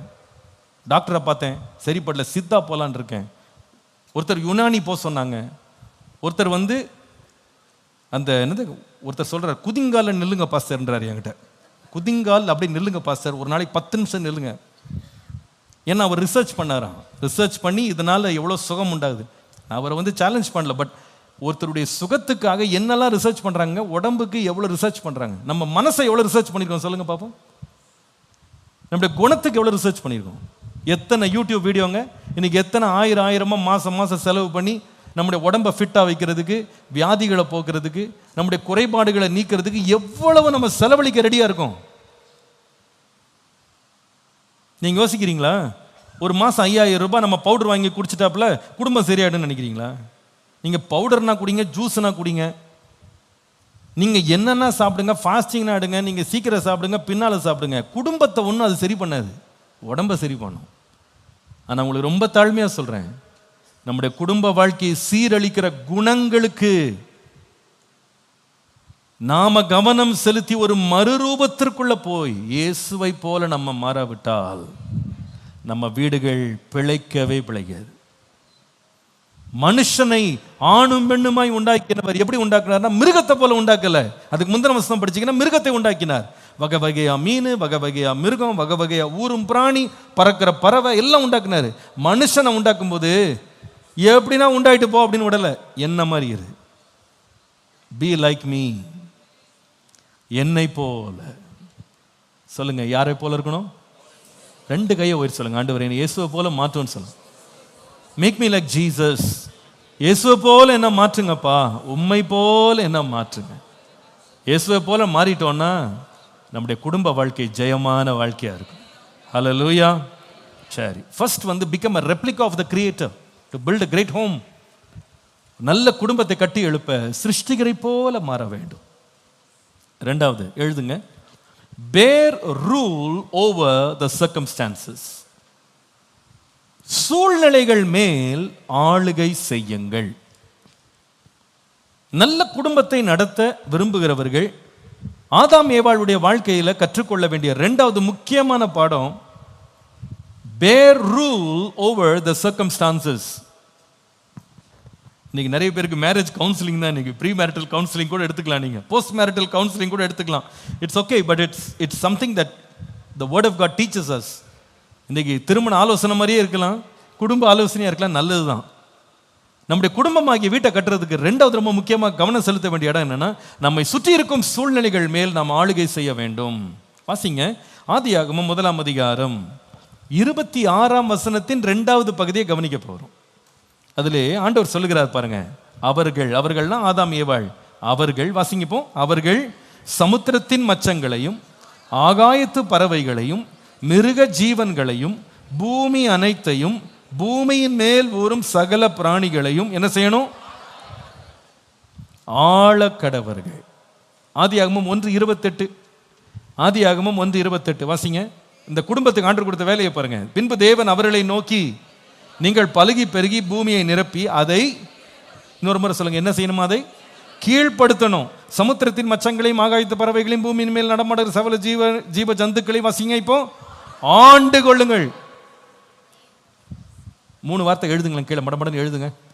இது உங்களுக்கு தேவையான வார்த்தைகள். முதலாவது ஆள வேண்டும் அல்லது ஆள கடவீர்கள் எழுதுங்க. அது எங்க இருக்கு? 26ஆம் வசனத்தில் 2வது பகுதியில் ஆள கடவீர்கள். You can have dominion, having dominion, ஆள கடவீர்கள். அடுத்தது 28ஆம் வசனத்தில் இன்னொரு வார்த்தை, கீழ்ப்படுத்துங்கள். கீழ்ப்படுத்துங்கள், subdue it, கீழ்ப்படுத்துங்கள். 3வது வார்த்தை அதே 28ஆம் வசனத்தில் ஆண்டு கொள்ளுங்கள். எழுதுனீங்களா? 3 வார்த்தை எழுதுங்க. ஆண்டு கொள்ளுங்கள், rule over it, have dominion, subdue it, rule over it. 3 வார்த்தை சொல்லுங்க பாப்போம். ஆளக்கடவீர்கள், கீழ்ப்படுத்துங்கள், ஆண்டு கொள்ளுங்கள். இப்படி சொல்லுங்களேன். ஒரு குடும்பம் சிறப்பாக நடக்கணும்னா சூழ்நிலைகளின் மேலே நம்ம ஆளுகை எடுக்கணும். அதுக்கு 3 வார்த்தை, ஆள வேண்டும், கீழ்ப்படுத்த வேண்டும், ஆண்டு கொள்ள வேண்டும். சொல்லுங்களேன். ஆள வேண்டும், சொல்லுங்கப்பா, வாய் திறந்து சொல்லுங்க, எல்லாரும் சேர்ந்து சொல்லுங்க. முதலாவது ஆள வேண்டும், கீழ்ப்படுத்த வேண்டும், ஆண்டு கொள்ள வேண்டும். இதுல என்ன பாஸ்டர் இருக்கு அப்படின்னு கேட்டா, இது ரொம்ப முக்கியம். See, to build a great family, ஆண்டவர் முதல் குடும்பமாகிய ஆதாம் ஏவாளுக்கு ஆண்டவர் இந்த மேண்டேட்டை கொடுத்து அவங்கள திருமண வாழ்க்கைக்கு அவங்கள இணைச்சு நடத்தும் போது அவங்களுக்கு முதலாவது பணித்த ஒரு மேண்டேட், அவங்களுக்கு கொடுத்த ஒரு பணி என்னன்னா, உங்களை சுற்றி இருக்கிற எல்லாத்தையுமே நீங்க கண்ட்ரோலுக்கு கொண்டு வாங்கன்னு சொன்னார். Bring it under control. எல்லாவற்றையும் நீங்க என்ன செய்யணும்? ஆண்டு கொள்ளணும். 2 பேர் சேர்ந்து என்ன செய்யணும்? ஆண்டு கொள்ள வேண்டும். ஆளணும், கீழ்ப்படுத்தணும், ஆண்டு கொள்ளணும். கர்த்தருடைய நாமம் மகிமைப்படுவதாக. எதை ஆண்டு கொள்ளணும், எதை ஆளுகை செய்யணும்னு கேட்டா, ஆண்டவர் சொல்லுகிறாரு, அந்த ஒரு பெரிய லிஸ்ட் கொடுக்குறாரு பாருங்களேன். 28ஆம் வசனம் பாருங்க. சமுத்திரத்தின் மச்சம், ஆகாயத்து பறவை, பூமியின் மேல் நடமாடுகிற சகல ஜீவ ஜந்துக்களை. சரி, அதே மாதிரி 26ஆம் வசனத்தின் 2வது பகுதியில் அதே தான் சொல்றாரு. சமுத்திரத்தின் மச்சங்கள், ஆகாயத்து பறவைகள், மிருக ஜீவன்கள், பூமி அனைத்தும், பூமியின் மேல் ஊறும் சகல பிராணிகள். அப்போ மனுஷனுக்கு ஆண்டவர் ஆடு மாடு மேய்க்கிறதையும் இந்த ஃபிஷ் எல்லாம் கண்ட்ரோல் பண்ணுறதையுமா ஆண்டவர் வேலையாக கொடுத்தாரு? அப்படி எடுத்துக்கிறதா? அது எப்படி நம்ம அண்டர்ஸ்டாண்ட் பண்ணுறது?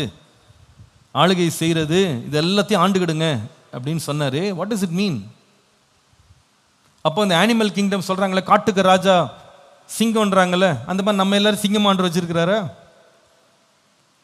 எல்லா நாயையும் எல்லா மாடையும் மிருகத்தையும் எல்லாத்தையும் ஆண்டுகிடுங்கப்பா, எல்லாத்தையும் கண்ட்ரோல் பண்ணுங்க அதுவா சொன்னார்? வாட் இஸ் ஹி டாக்கிங் அப்பா? இதை விளக்குறதுக்கு 29ஆம் வசனம் வரும். எப்படி ஆளுகை செய்யணும், எந்தெந்த ஏரியா ஆளுகை செய்யணும்னு சொல்றாரு. கவனிக்கிறவங்களும் ராமீன் சொல்லுங்க. சரி, புரியுதா எல்லாருக்கும் நான் பேசுறது? அல்ல தலைக்கு மேலே பறந்துக்கிட்டே இருக்கா? புரியுதுன்னு நினைக்கிறேன் இல்லையா? சரி, வெரி குட். 29ஆம் வசனம் பாருங்க. பின்பு தேவன், இதோ பூமியின் மேல் எங்கும் விதை தரும் சகலவித பூண்டுகளையும் விதை தரும் கனிமரங்களாகிய சகல விருட்சங்களையும் உங்களுக்கு கொடுத்தேன். அவைகள் உங்களுக்கு என்னவா இருக்கணும்? ஆகாரமாய் இருக்க கடவது. பூமியில் உள்ள சகல மிருக ஜீவன்களுக்கும் ஆகாயத்தில் உள்ள சகல பறவைகளுக்கும் பூமியின் மேல் ஊறும் சகல பிராணிகள் எல்லாவற்றுக்கும் பசுமையான சகல பூண்டுகளையும் ஆகாரமாய் கொடுத்தேன். This is the key to understanding authority.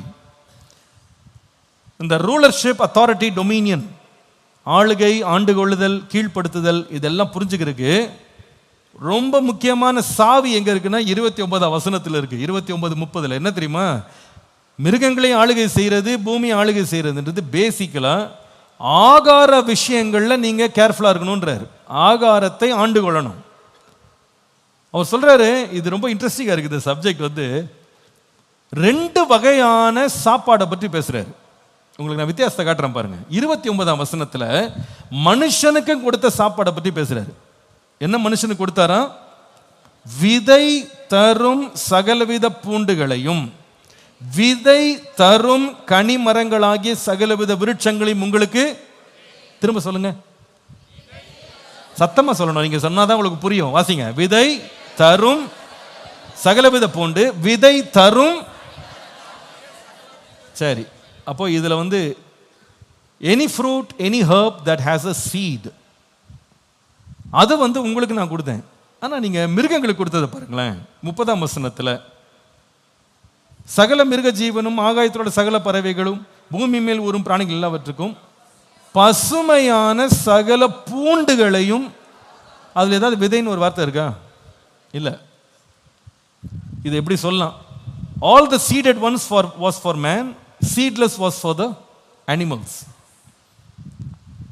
விதை உள்ள பூண்டு, விதை உள்ள எல்லா கனிகளும் மனுஷனுக்காக ஆண்டவர் உண்டாக்கிட்டு, விதை இல்லாத பூண்டுகள், விதை இல்லாத புல், இதை எல்லாத்தையும் யாரு கொடுத்தாருன்னா மிருகங்களுக்குன்னு கொடுத்தார். சொல்லிட்டு சொல்றாரு, இதை கரெக்டா ஆண்டுகொள், இதை மேனேஜ் பண்ணு, இதை கரெக்டா நீ பேலன்ஸ் பண்ணு. அப்பதான் நீ என்னவா மாற முடியும் அப்படின்னா, நீ வந்து உன் குடும்பத்தை நடத்தி ஆளுகை செய்து வெற்றியுள்ள வாழ்க்கை நடத்துறதுக்கு பேசிக்கான டெனன்ஸை கொடுக்குறாரு. நல்லா கவனிங்க. ஆண்டவர் வந்து மோவிங் த கிராஸ் வந்து மனுஷனுக்கு கொடுக்கல வேலை. புல்லெல்லாம் நீ வந்து பதப்படுத்தி பத்திரமா வை. நீங்க ஆண்டவர் கொடுத்த வேலையை நீங்க ஆதியாகமம் 2ஆம் அதிகாரம் 7-9 படிச்சீங்கன்னா, ஆண்டவர் மனுஷனை பூமியிலிருந்து உருவாக்கினாரு, ஜீவ சுவாசத்தை ஊதி அவனை ஜீவ ஆத்மாவாக்கினாரு. 8ஆம் வசனத்துல கிழக்கிலே அவனுக்கு ஒரு தோட்டத்தை உண்டாக்கினார்.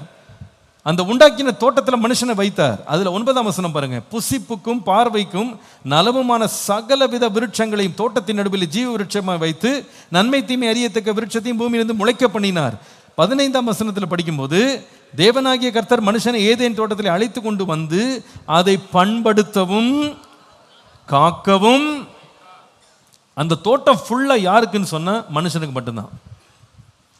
அதுல என்னெல்லாம் வச்சிருந்தாருன்னா, வெறும் விருட்சங்கள், விதை உண்டான விருட்சங்கள், அதெல்லாம் நிறைச்சு அதை நீ என்ன பண்ணணும்? பண்படுத்தணும், அதை நீ காக்க வேண்டும். பாருங்க, புல்லை யாரும் பண்படுத்த வேண்டிய அவசியம் இல்லை.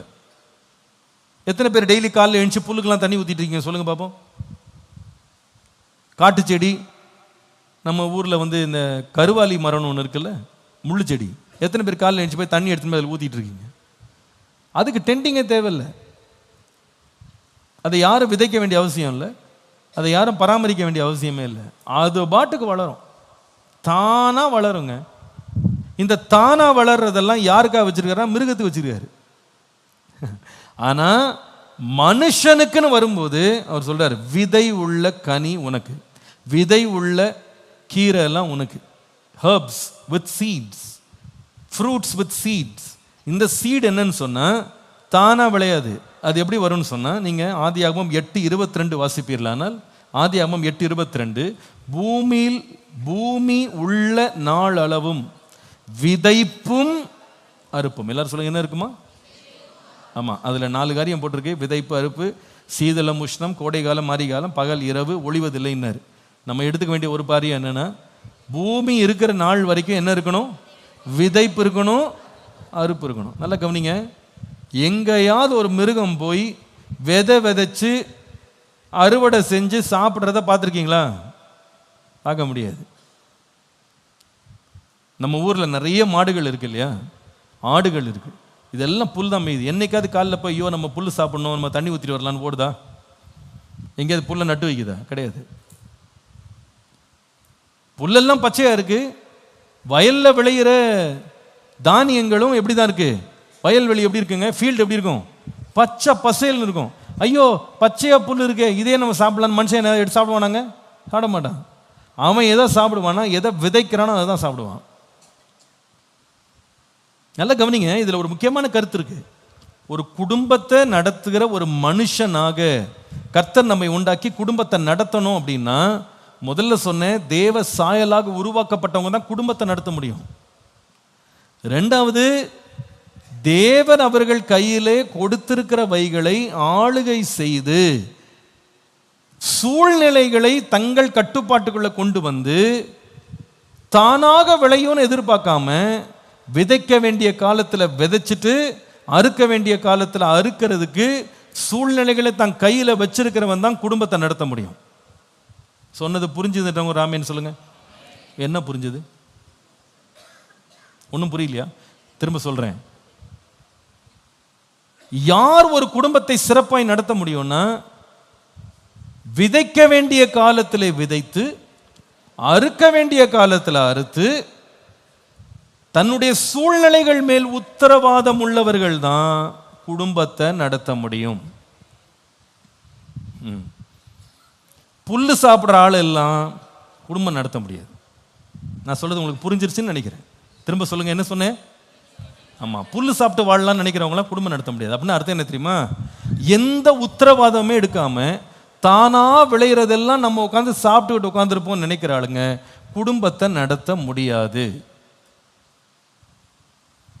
You have to take rulership over your life. நான் நினைக்கிறேன் குடும்பத்தில் வளர்ற பிள்ளைங்க கூட இப்போ எந்த அளவுக்கு பேம்பர் ஆயிட்டாங்கன்னா, வேலைக்கே போக வேணாம், எந்த வேலையுமே செய்ய வேணாம், எல்லாம் அப்பா அம்மா ஓசியாக கொடுத்துட்றாங்களா, அதனால நம்ம ஜாலியாக சுற்றி வர்றாங்க பிள்ளைங்க. இப்போ அவங்களுக்கு எதை பற்றியும் கவலை கிடையாது, ஒரு பொறுப்பு உத்தரவாதம் ஒன்றும் கிடையாது. அது ஓகே எது வரைக்கும் தெரியுமா? நீ புருஷன் ஆகிற வரைக்கும் கூட ஓகே தான். அது ஓகே, ஓகே. நீ சின்ன பிள்ளையா இருக்கும்போது உனக்கு பால் கொடுத்து, ஆகாரம் கொடுத்து, வஸ்திரம் கொடுத்து, ஆதரவு கொடுத்து, உனக்கு ஒரு கூரையை கொடுத்து, உன்னை அப்பா அம்மா தங்களுடைய கட்டுப்பாட்டுக்குள்ளே வளர்த்து பராமரித்து வைக்கிறதெல்லாம் ஓகே. அந்த பொறுப்பை அப்பா அம்மா எடுத்துக்கிறாங்க. அது கண்டிப்பாக எடுப்பாங்க, எடுக்கணும் இல்லையா? பிள்ளைகளை போஷிக்கணும்.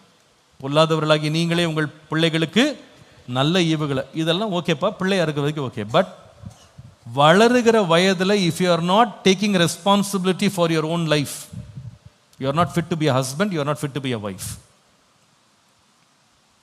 Did you get what I said? நம்முடைய சொந்த வாழ்க்கைக்கு உத்தரவாதம் எடுக்க விருப்பம் இல்லாத எந்த ஒரு பையனும் திருமணத்துக்கு லாய்க்கு இல்லாதவன். தன்னுடைய வாழ்க்கைக்கு உத்தரவாதம் எடுக்காத எந்த பெண்ணும், தயவு செய்து தாழ்மையா சொல்றேன், அப்படிப்பட்ட பையன் பொண்ணு கல்யாணம் பண்ணாதீங்க. நீங்க உங்க வாழ்க்கையும் கெடுத்துருவீங்க, வேற ஒருத்தரையும் கெடுத்து போடுவீங்க.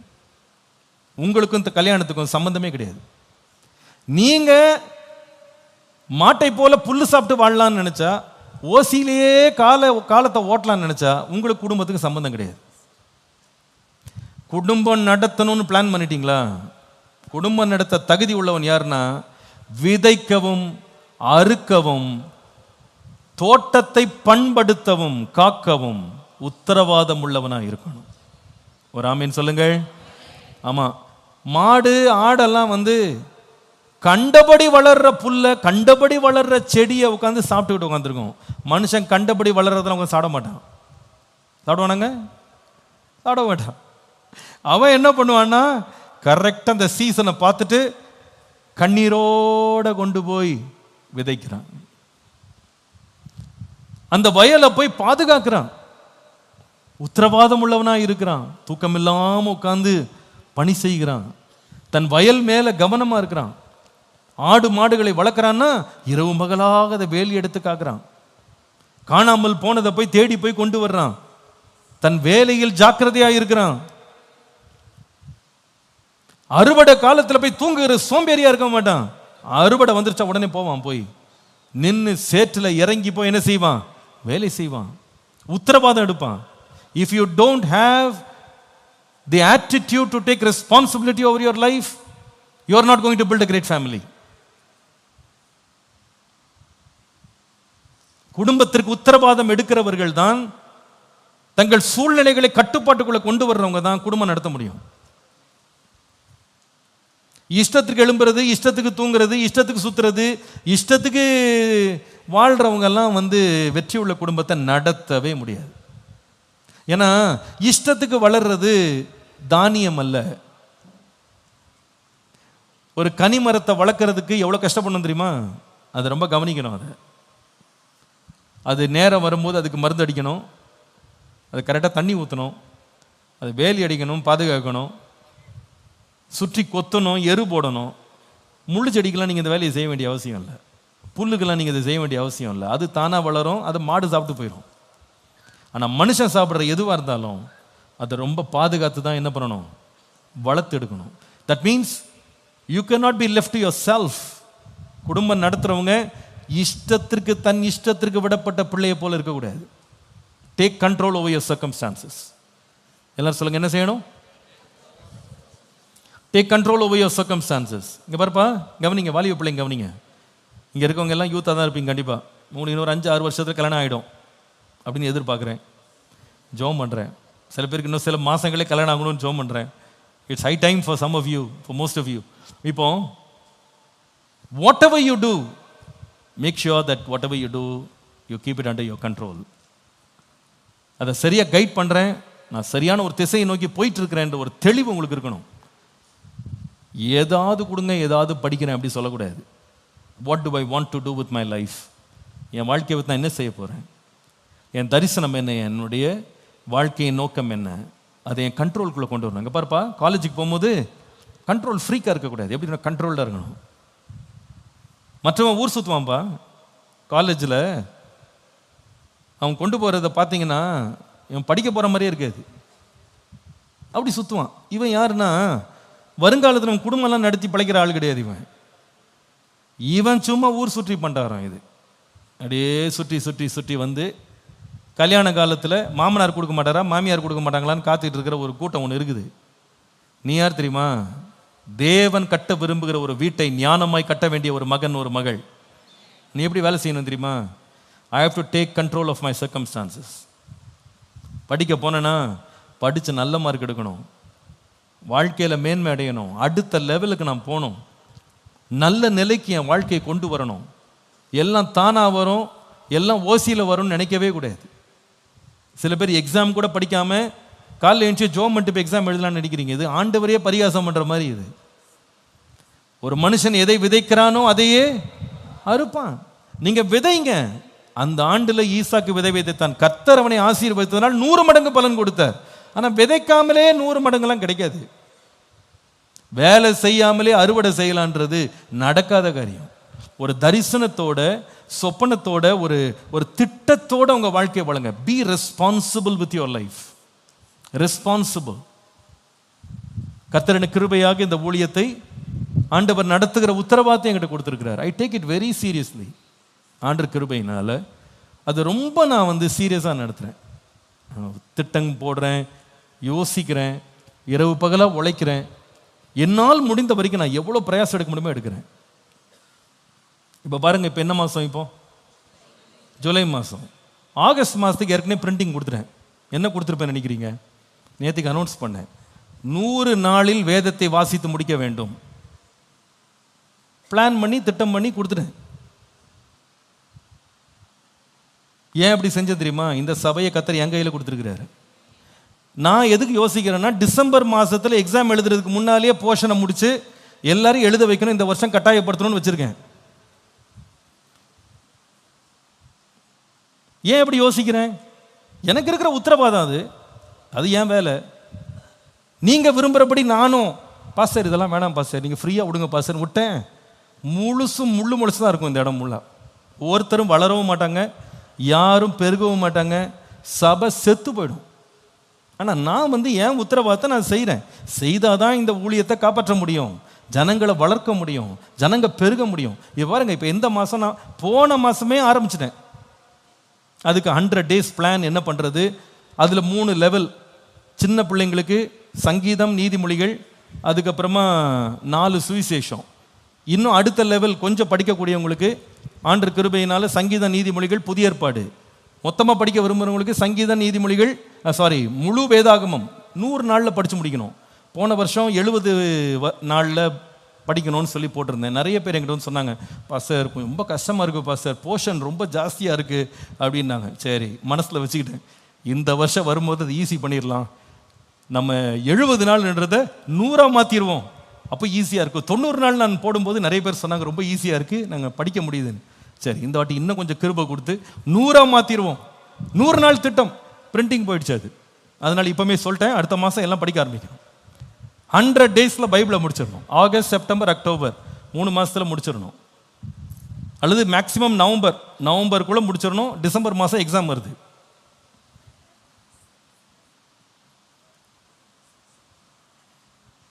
டிசம்பர் மாதம் சர்ச்சோட ஆனுவல் எக்ஸாம் இருக்குது, பைபிள் எக்ஸாம் இருக்குது. இந்த வாட்டி யோசிச்சிருக்கேன், சும்மா சொல்கிறேன்னு நினைக்காதீங்க, யோசிச்சுட்டு இருக்கேன் மனசில், இன்னும் நான் தீர்மானமாக எடுக்கல. யாரெல்லாம் இந்த வருஷம் எக்ஸாம் எழுதலையோ சர்ச் பிலீவர் எல்லாருக்கும் மெம்பர்ஷிப் ஃபீயை வந்து அதிகப்படுத்தலான் இருக்கேன். மெம்பர்ஷிப் ஃபீஸ்லாம் அதிகப்படுத்திடலாம். எக்ஸாம் எழுத விரும்பாதவங்களுக்கு என்ன மெம்பர்ஷிப், நீங்கள் அதிகமாக காசு கொடுன்னு சொல்லாமான்னு யோசித்தேன். பயந்துடாதீங்க, இதை மாதிரிலாம் எனக்கு யோசனை ஓடுது. மாற்றிடுவாரா பாஸ்டர் நினைக்காதீங்க. நான் ஏன் இதை சொல்கிறேன் அப்படின்னா, எப்படி ஆகிலும் சபை முழுவதும் என்ன பண்ணணும், படிக்க வைக்கணும், அவங்கள பிரயாசப்பட வைக்கணும், ஊழியம் செய்ய வைக்கணும், தேவனுக்குள்ள தேர வைக்கணும். இது ஏன் நான் செய்கிறேன்னா, because I have to be responsible with what God has given me in my hand. குடும்பம் நடத்துகிறவங்களுக்கு அந்த மாதிரி ரெஸ்பான்சிபிலிட்டி இருக்கணும். Nothing comes easy. எதுவுமே லகுவாக லேசாலாம் வராதுப்பா, வராது. விதைப்பும் அறுப்பும் பூமி இருக்கிற காலம் எல்லாம் நிலைத்திருக்கும். ஆதாம் ஆண்டவர் உலகத்தில் வேற யாருமே கிடையாதுங்க, வேற யாருமே கிடையாது. சாப்பிட்றதுக்கு யாரும் கிடையாது, இன்னைக்கு இருக்கிற மாதிரி சேமிச்சு வைக்க எஃப்சிஐ கிடையாது, வியாபாரம் பண்ணுறதுக்கு வாங்குறதுக்கு ஆள் கிடையாது. ஆனால் அன்னைக்கே உட்கார வச்சு வேலை வச்சார். ஒழுங்காக உட்காந்து விதைச்சு அறுவடை செஞ்சு தோட்டத்தை ஒழுங்காக பண்படுத்தி, விதை உள்ள எல்லா கனியும் உனக்கு கொடுத்துருக்கேன், விதை உள்ள பூண்டுகளை உனக்கு கொடுத்துருக்கிறேன், அப்படின்னா நீ விதைக்கணும். பூமி இருக்கிற நாள் முழுவதும் விதைப்பு இருக்கு. நீ மாடு ஆடு மாதிரி இஷ்டத்துக்கு வளர்றதெல்லாம் சாப்பிடக்கூடாது, நீ விதைச்சு சாப்பிடு, பண்படுத்து. சரீரத்தில் நல்லா சுகம் இருக்காங்க, பலம் இருக்காங்க, தயவுசெய்து வேலைக்கு போங்க. Find a job, build your family. That's the right way to do it. Don't go the easy way. You will not build your family. You will destroy yourself, you will destroy your family. Be studious in what you do. செய்கிற வேலையில் ஜாக்கிரதையாக இருந்து உற்சாகமாக வேலை செய்யுங்க. சோம்பேறியாக இருந்தீங்கன்னா உங்கள் வீட்டை கட்ட முடியாது. என்னால் தைரியமாக சொல்ல முடியும், கர்த்தருடைய கிருபை தான். பவுல் சொல்கிறார்ல, உங்களை எல்லாரை விட அதிகமாக பிரயாசப்படுகிறேன், ஆனாலும் நான் அல்ல, எனக்குள்ள தேவ கிருபை அப்படி செய்கிறேன். நேற்றுக்கு நான் வாலிப பிள்ளைகள்கிட்ட சொன்னேன், இந்த கடந்த 2-3 நாளாக பார்த்தீங்கன்னா காலைல 4:30 மணிக்கு வீட்டை விட்டு கிளம்புறேன் ஜெபத்துக்காக. காலைல ராத்திரி வந்து நான் வீட்டுக்கு வந்தது 10-11. எல்லாரையும் பார்த்துட்டு பல கூட்டங்களை நடத்திட்டு பல இடங்களுக்கு போயிட்டு எல்லா வேலையும் நிர்வாகம் பண்ணிட்டு ஆலய கட்டுமான பணி எல்லாம் முடிச்சுட்டு எல்லாத்துலேயும் நம்முடைய ஈடுபாடை கொடுத்துட்டு என்னெல்லாம் செய்ய முடியுமோ செஞ்சுட்டு தான் படுக்க வரேன். இந்த சபைக்காக கர்த்தர் எனக்கு கொடுத்த வேலையை தான், அந்த வேலையை நான் செய்கிறேன். அதே போல் கர்த்தர் நம்ம கொடுத்த வேலையை நாம் உற்சாகமாக என்ன பண்ணணும், செய்யணும். ஆண்டு கொள்றதுன்னு என்ன தெரியுமா? இங்கே பாருப்பா, ஆடு மாடுக்கெல்லாம் எந்த ஆளுகையும் கிடையாது. அது கிடைச்சதை சாப்பிட்டு போயிடும், கிடைச்ச தண்ணியை குடிச்சிட்டு போயிடும். நம்ம குடிப்போமாங்க? நம்ம ரோட்டில் மழை பெஞ்சா போதும், நாய் வந்து அதை நக்கிட்டு இருக்கோம், குடிக்குதா இல்லையா? மாடு வந்து ரோட்டில் இருக்க தண்ணியை என்ன பண்ணும், குடிக்கும். நம்ம குடிப்போமா? குடிக்க மாட்டோம். எப்படி குடிப்போம்? நம்ம அந்த மழை தண்ணீரை காய்ச்சி வடிகட்டி அதை சுத்தப்படுத்தி தான் என்ன பண்ணுறோம், குடிக்கிறோம். ஏன் தெரியுமா? நாம் மிருகம் அல்ல, நமக்கு கொடுக்கப்படுகிற ஒவ்வொன்றின் மேலே நம்ம ஆளுகை உள்ளவர்களாக இருக்கிறோம். ஆமென் சொல்லுங்கள். அப்போ குடும்பம் நடத்தணும், வெற்றி உள்ள ஒரு வீட்டை கட்ட வேண்டுமானால் முதலாவது என்ன செய்யணும் சொல்லுங்க? சிருஷ்டிகரை போல. ரெண்டாவது, சூழ்நிலைகள் மேல் ஆளுகை செய்யணும். அதான் ஆதாம் காண்டர் கற்றுக் கொடுத்தார். மூன்றாவது எழுதுங்க, building respect for the commandment. கட்டளைகளை மதிக்கும் மனப்பான்மையை கட்டி எழுப்ப வேண்டும்.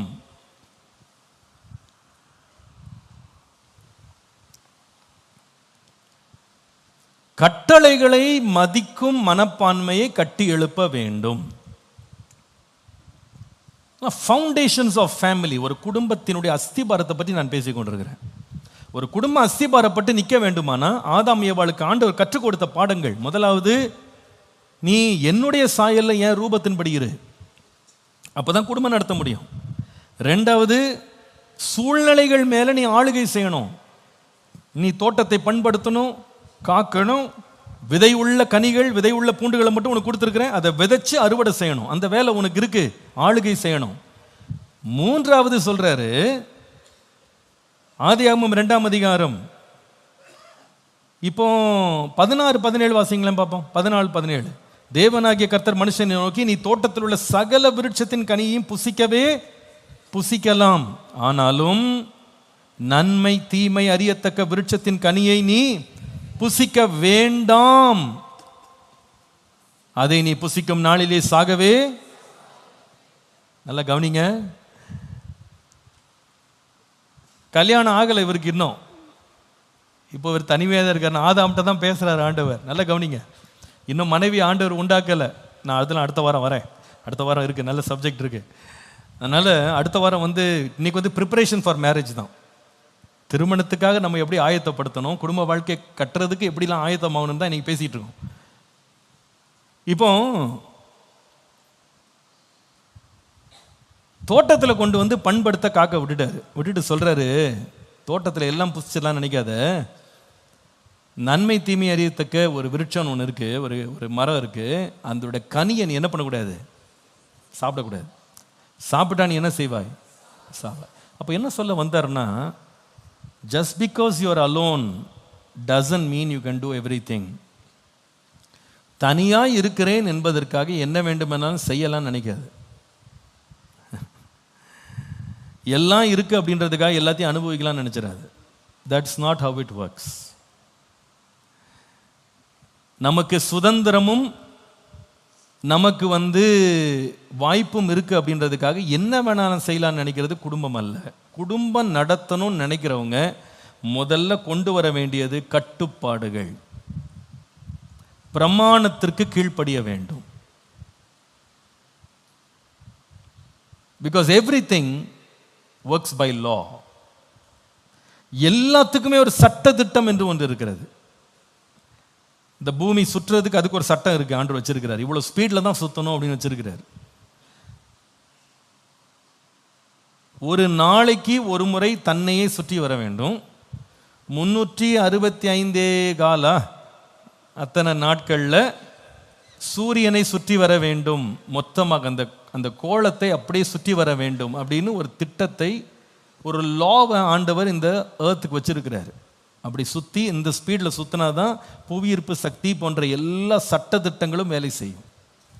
இதில் ஏதாவது ரூல் மாறுச்சுன்னா நம்ம யாருமே இங்கே இருக்க மாட்டோம், எல்லாம் காற்றுல பறந்துக்கிட்டு தான் இருக்கும். Everything works by law. ஆண்டவர் என்ன சொல்றாருன்னா, அதாமே இந்த உலகத்தில் உனக்கு தட்டி கேட்கறதுக்கு ஆள் யாருமே கிடையாது. எல்லாம் மிருகம், பறவை, ஊரும் பிராணி எல்லாம் இருக்கு. நீ தனியா இருக்கிறன்றதுக்காக இஷ்டத்துக்கு ஆடலாம்னு நினைக்காத. சட்ட திட்டம்னு ஒன்று இருக்கு, நான் வைக்கிறேன். உனக்கு ஒரு லா கொடுக்குறேன், ஒரே ஒரு கமாண்ட்மெண்ட், ஒரே ஒரு கற்பனை கொடுக்குறேன், அதன்படி வாழு. குடும்பம் நடத்த விரும்புகிற யாரா இருந்தாலும் சரிங்க, தேவனுடைய கற்பனைக்கு நீங்க உங்களை சப்மிட் பண்ணல அப்படின்னா, நீங்க எவ்வளவு நல்ல மனுஷனாக, எவ்வளவு திறமைசாலியாக நீங்க இருந்தாலும் you are doomed to fail. நீங்க கண்டிப்பாக உங்க திருமண வாழ்க்கையில ஒரு தோல்வியை தான் காண்பீங்களே தவிர வெற்றியை நீங்க காண மாட்டீங்க. மறந்துடாதீங்க, நீங்க கற்பனைக்கு கீழ்ப்படியாம கற்பனையை உடைக்கும் போது அதனுடைய பின் விளைவுகளை உங்க பிள்ளைங்க என்ன பண்ணுவாங்க, அனுபவிப்பாங்க. It's going to get transferred.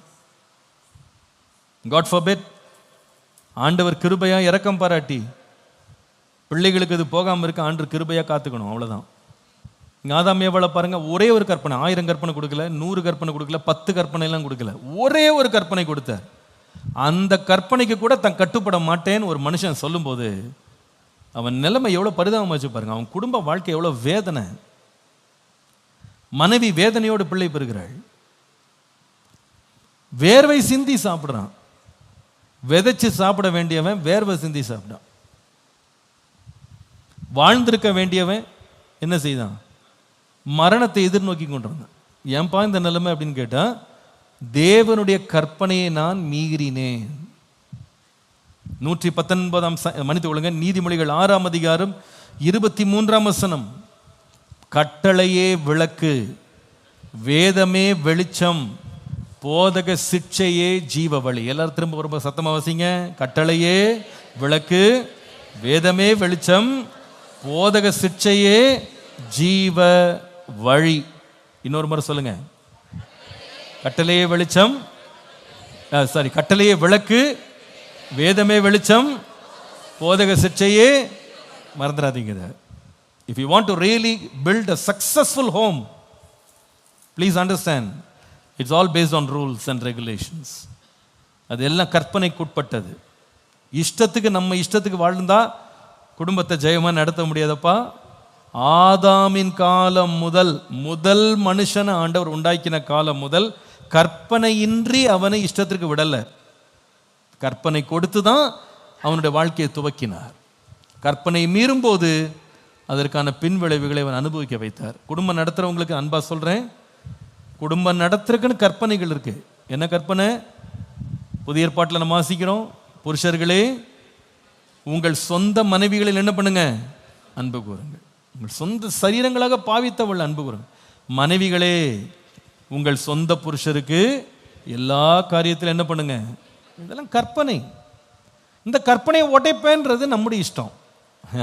உடைச்சா அதற்கேற்ற கனியை தான் புசிக்கும்.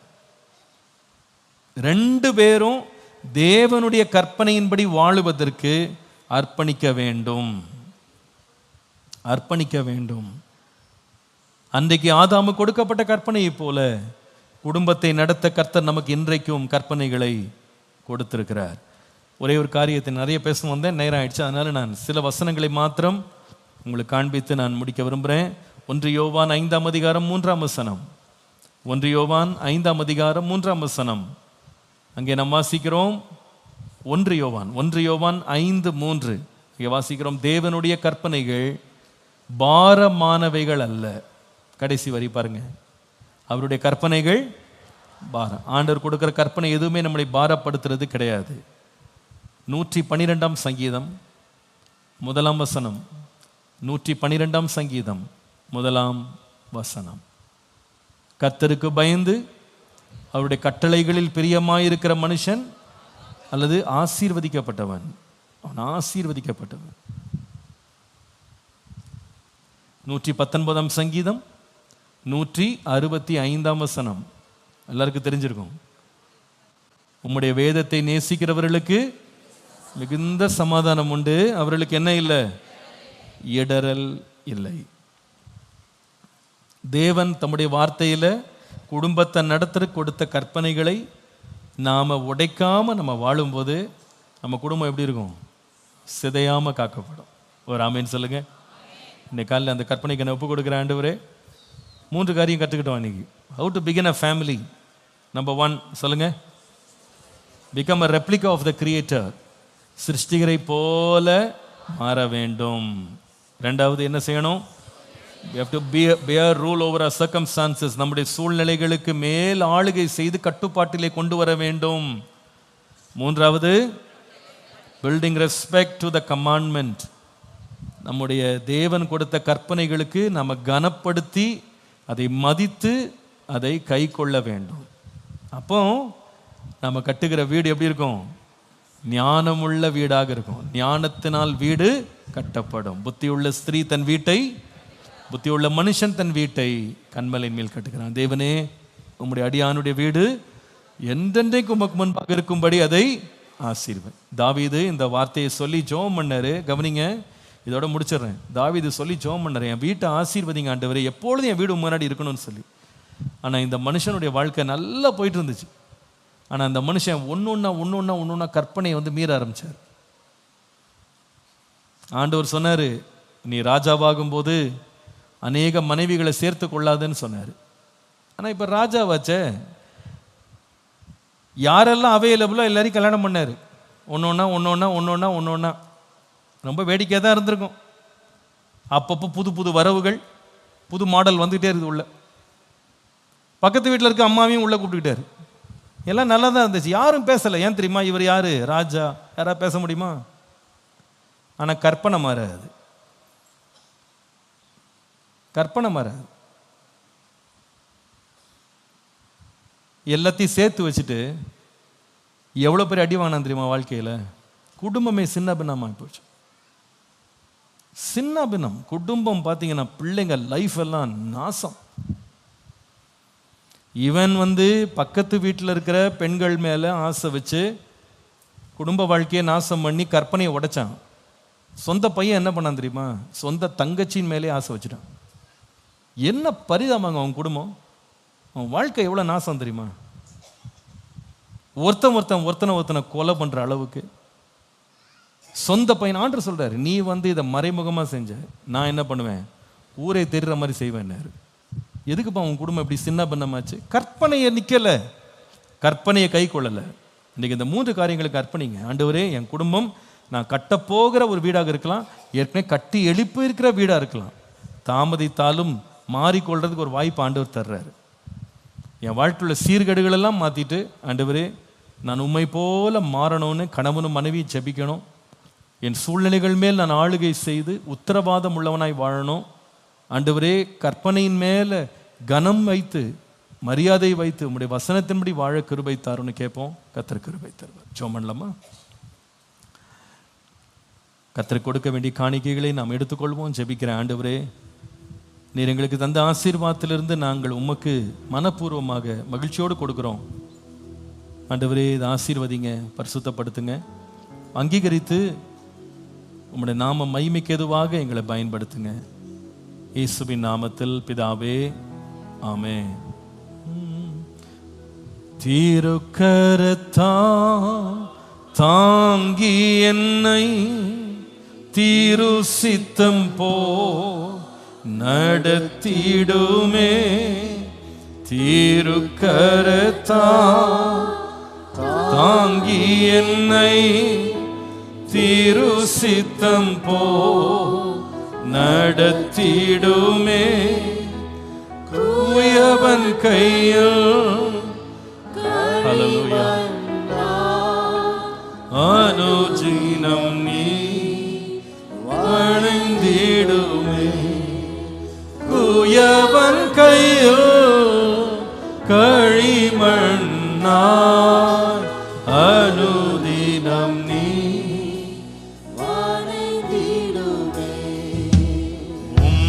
வசனம் தியானிக்கையில் இதயமது வசனம் தியானிக்கையில் இதயமது ஆறுதலே. காரிருளில் நடக்கையிலே தீரமாக வழி நடத்தும். ஹல்லேலூயா. காரிருளில் நடக்கையிலே தீபமாக வழி நடத்தும். திருக்கரத்தா தாங்கி எழுந்து நின்று பாடலாமா? திரு சித்தம் Thank you, Jesus. நடத்திடுமே. குயவன் கையில் களிமண்ணாய் அனுதினம் நீ வணங்கிடுமே. குயவன் கையில் களிமண்ணாய் அனுதினம் நீ வணங்கிடுமே. 2 கரங்களை உயர்த்தி சொல்லுங்க. ஆண்டவரே, ஞானத்தினால் வீட்டை கட்ட கிருபை தாங்க. கட்ட போகிற வீடா இருக்கலாம், ஏற்கனவே கட்டி இருக்கிற வீடா இருக்கலாம். ஆண்டவரே, எனக்கு ஞானம் தாங்க. என் குடும்பத்தை கட்டுறதுக்கு எனக்கு ஞானம் தாங்க, எனக்கு ஆலோசனை தாங்க. இன்னைக்கு கேட்ட ஒவ்வொரு வார்த்தையும் நம்முடைய ஆழத்துல, இருதயத்தின் ஆழத்துல பதித்து கொள்ளுங்க. இது ஒருவேளை நான் சொன்ன காரியங்கள் சிலதெல்லாம் புரியலை விளங்கலை அப்படின்னா பரவாயில்ல, நீங்கள் அவைகளை திரும்ப இன்னொரு முறை கூட கேட்டு அதை முழுசும் தெளிவடைஞ்சிருங்க. நம்ம வீட்டில் 3 காரியங்கள் ஆண்டு பேசினார், இந்த 3ல் ஏதாவது ஒன்று குறை இருந்தால் கூட சரி பண்ணிடணும். ஆண்டவரே, என் வாழ்க்கையை, என் வீட்டை கட்டுறது, குடும்பத்தை கட்ட எனக்கு கிருபை தாங்கப்பா. நான் செய்ய தவறின காரியங்களை எனக்கு நீ போதித்தீங்க. எப்படி ஆதாம் ஏவாளுடைய முதல் குடும்பத்தை கட்டி எழுப்புறதுக்கு நீங்கள் எல்லாத்தையும் எவ்வளோ அழகாக வரையறுத்து வைத்திருந்தீங்க. எங்களை முதலாவது உம்முடைய சாயலாக எங்களை மாற்றும். உம்முடைய ரூபத்தின்படி எங்களுடைய குணம், எங்களுடைய சுபாவங்கள், எங்களுடைய எண்ணங்கள், நடவடிக்கைகள் எல்லாம் மாறட்டும். நாங்கள் அநேக வேளை எத்தனையோ காரியங்களை சுற்றி மாற்றுறோம், ஆனால் எங்களை மாற்றுறதில்லை. எங்களுக்குள்ள மாற வேண்டிய சுபாவங்களை மாற்றுங்க. எங்களுக்குள்ள மாற வேண்டிய குணங்கள் மாறட்டும். Changes Lord. எங்களை நீங்கள் டிரான்ஸ்ஃபார்ம் பண்ணுங்க ஆண்டவரே. எத்தனை பேர் மாறணும்னு நினைக்கிறீங்க? எனக்குள்ள இந்த மாற்றங்கள் வேணும், நமக்குள்ள மாற்றங்கள். இயேசுவை போல நாம் மாறணும். ஒருவேளை நம்ம குடும்பத்தை கெடுக்கிறது நம்மளுடைய பெருமையாக இருக்கலாம், சில வேளை நம்முடைய கோபமாக இருக்கலாம், நம்முடைய எரிச்சலாக இருக்கலாம், நம்முடைய கட்டுப்பாடற்ற நிலைகளாக இருக்கலாம். ஆண்டவரே, இதெல்லாம் ஏதாவது உம்முடைய சித்தத்துக்கு விரோதமாக என் குடும்பத்தை நான் கொண்டு போகிற பாதையில் ஏதாவது ஒரு தவறுக்கு நான் நேராக போயிட்டு இருக்கிறேன், என்னை விட்டு ஆண்டவரே, என்னை தயவு செய்து அதை விட்டு விட கிருபைத்தாங்க, அதை விட்டு விலக கிருபைத்தாங்க. என் குடும்பத்தை நான் சீராக கட்டுறதுக்கு எனக்கு கிருபை தயவு செய்து தாங்க ஆண்டவரேன்னு ஆண்டவர்கிட்ட கேட்போம். கிருபையா இரக்கம் பாராட்டுங்க, கிருபையா இரக்கம் பாராட்டுங்க, கிருபையா இரக்கம் பாராட்டுங்க ஆண்டவரே. Help me to be responsible Lord. ஒரு உத்தரவாதம் உள்ள ஒரு மகனாக, மகளாக என் குடும்பத்தை கட்டி எழுப்புவதில் ஜாக்கிரதையா இருக்க கிருபை தாங்க. என் வாயின் வார்த்தைகளை பற்றி ஜாக்கிரதையா இருக்க கிருபை தாங்க. என் செயல்களை பற்றி ஜாக்கிரதையா இருக்க கிருபை தாங்க. என் வேலையில ஜாக்கிரதையா இருக்க கிருபை தாங்க. உத்தரவாதத்தோடு என் லைஃபை நான் நடத்த கிருபை தாங்க. கர்த்தர் கிருபையாக இந்த ஆலோசனைகளால நம்முடைய குடும்பங்கள், வீடுகள், வருங்காலங்கள் கட்டப்பட கர்த்தர் அனுக்கிரகம் பாராட்டுவாராக. நல்ல பிதாவே, எங்களோடு பேச நம்முடைய வார்த்தைக்காக, கொடுத்த ஆலோசனைகளுக்காக நன்றி. நாங்கள் இன்னும் வளர விரும்புகிறோம், இன்னும் நாங்கள் ஞானத்தினால் எங்கள் வீட்டை கட்ட விரும்புகிறோம்ப்பா. எங்களுக்கு எல்லாம் தெரியல, ஆனால் நீங்கள் போதிக்கிறீங்க, எங்களுக்கு கற்றுக் கொடுக்குறீங்க. இந்த வார்த்தைகள் எங்கள் மனதுக்குள்ள ஆழமாக பதியட்டும், எங்களுக்குள்ள அதிகமான கிரியேட் செய்யட்டும். நாங்கள் கேட்டுட்டு அமைதியாக போயிடாதபடி இவைகளை கொண்டு எங்கள் வாழ்க்கையில் செய்ய வேண்டிய மாற்றங்களை செய்கிற கிருபை தாங்க. சில வேளையில் நம்முடைய வார்த்தைகள் ரொம்ப கடினமாக இருக்கலாம், எங்களுடைய இருதயத்தை ரொம்ப குத்துகிறதை போல இருக்கலாம், ஆண்டவரே எங்களை காயப்படுத்துகிறது போல இருக்கலாம். ஆனால் பரவாயில்ல ஆண்டவரே, நீங்கள் சத்தியத்தை பேசுறீங்க ஆண்டவரே. ஆண்டவரே, நீங்கள் எங்களுக்கு தொடர்ந்து சத்தியத்தை பேசுங்க. அது வேதனையாக இருந்தாலும், அது வலியை கொடுக்கறதா இருந்தாலும், அது எங்களை குத்துக்கிறதா இருந்தாலும் நாங்கள் மனம் திரும்ப விரும்புகிறோம், மாற விரும்புகிறோம். தாழ்த்தி எங்களை கரத்தில் படைக்கிறோம். எங்களை உருவாக்குங்க, ஆசீர்வதிங்க. சபை முழுவதும் கட்டப்படட்டும், ஒவ்வொரு குடும்பமும் கட்டப்படட்டும், ஒவ்வொரு பிள்ளையினுடைய வாழ்க்கை கட்டப்படட்டும். ஆசீர்வதிங்க இயேசுவின் நாமத்தில் பிதாவே, ஆமென். நம்முடைய கர்த்தராகிய இயேசு கிறிஸ்துவினுடைய கிருபை, பிதாவாகிய தேவனுடைய அன்பு, பரிசுத்த ஆவியானவருடைய அன்யோன்ய ஐக்கியம், சமாதானம், ஆசீர்வாதம் நம் அனைவரோடும் கர்த்தருடைய வருகை பரியந்தம் நிலைத்திருப்பதாக. எல்லாரும் சேர்ந்து சொல்லலாம். என் ஆத்துமாவே கர்த்தரை ஸ்தோத்திரி, என் ஆத்துமாவே கர்த்தரை ஸ்தோத்திரி.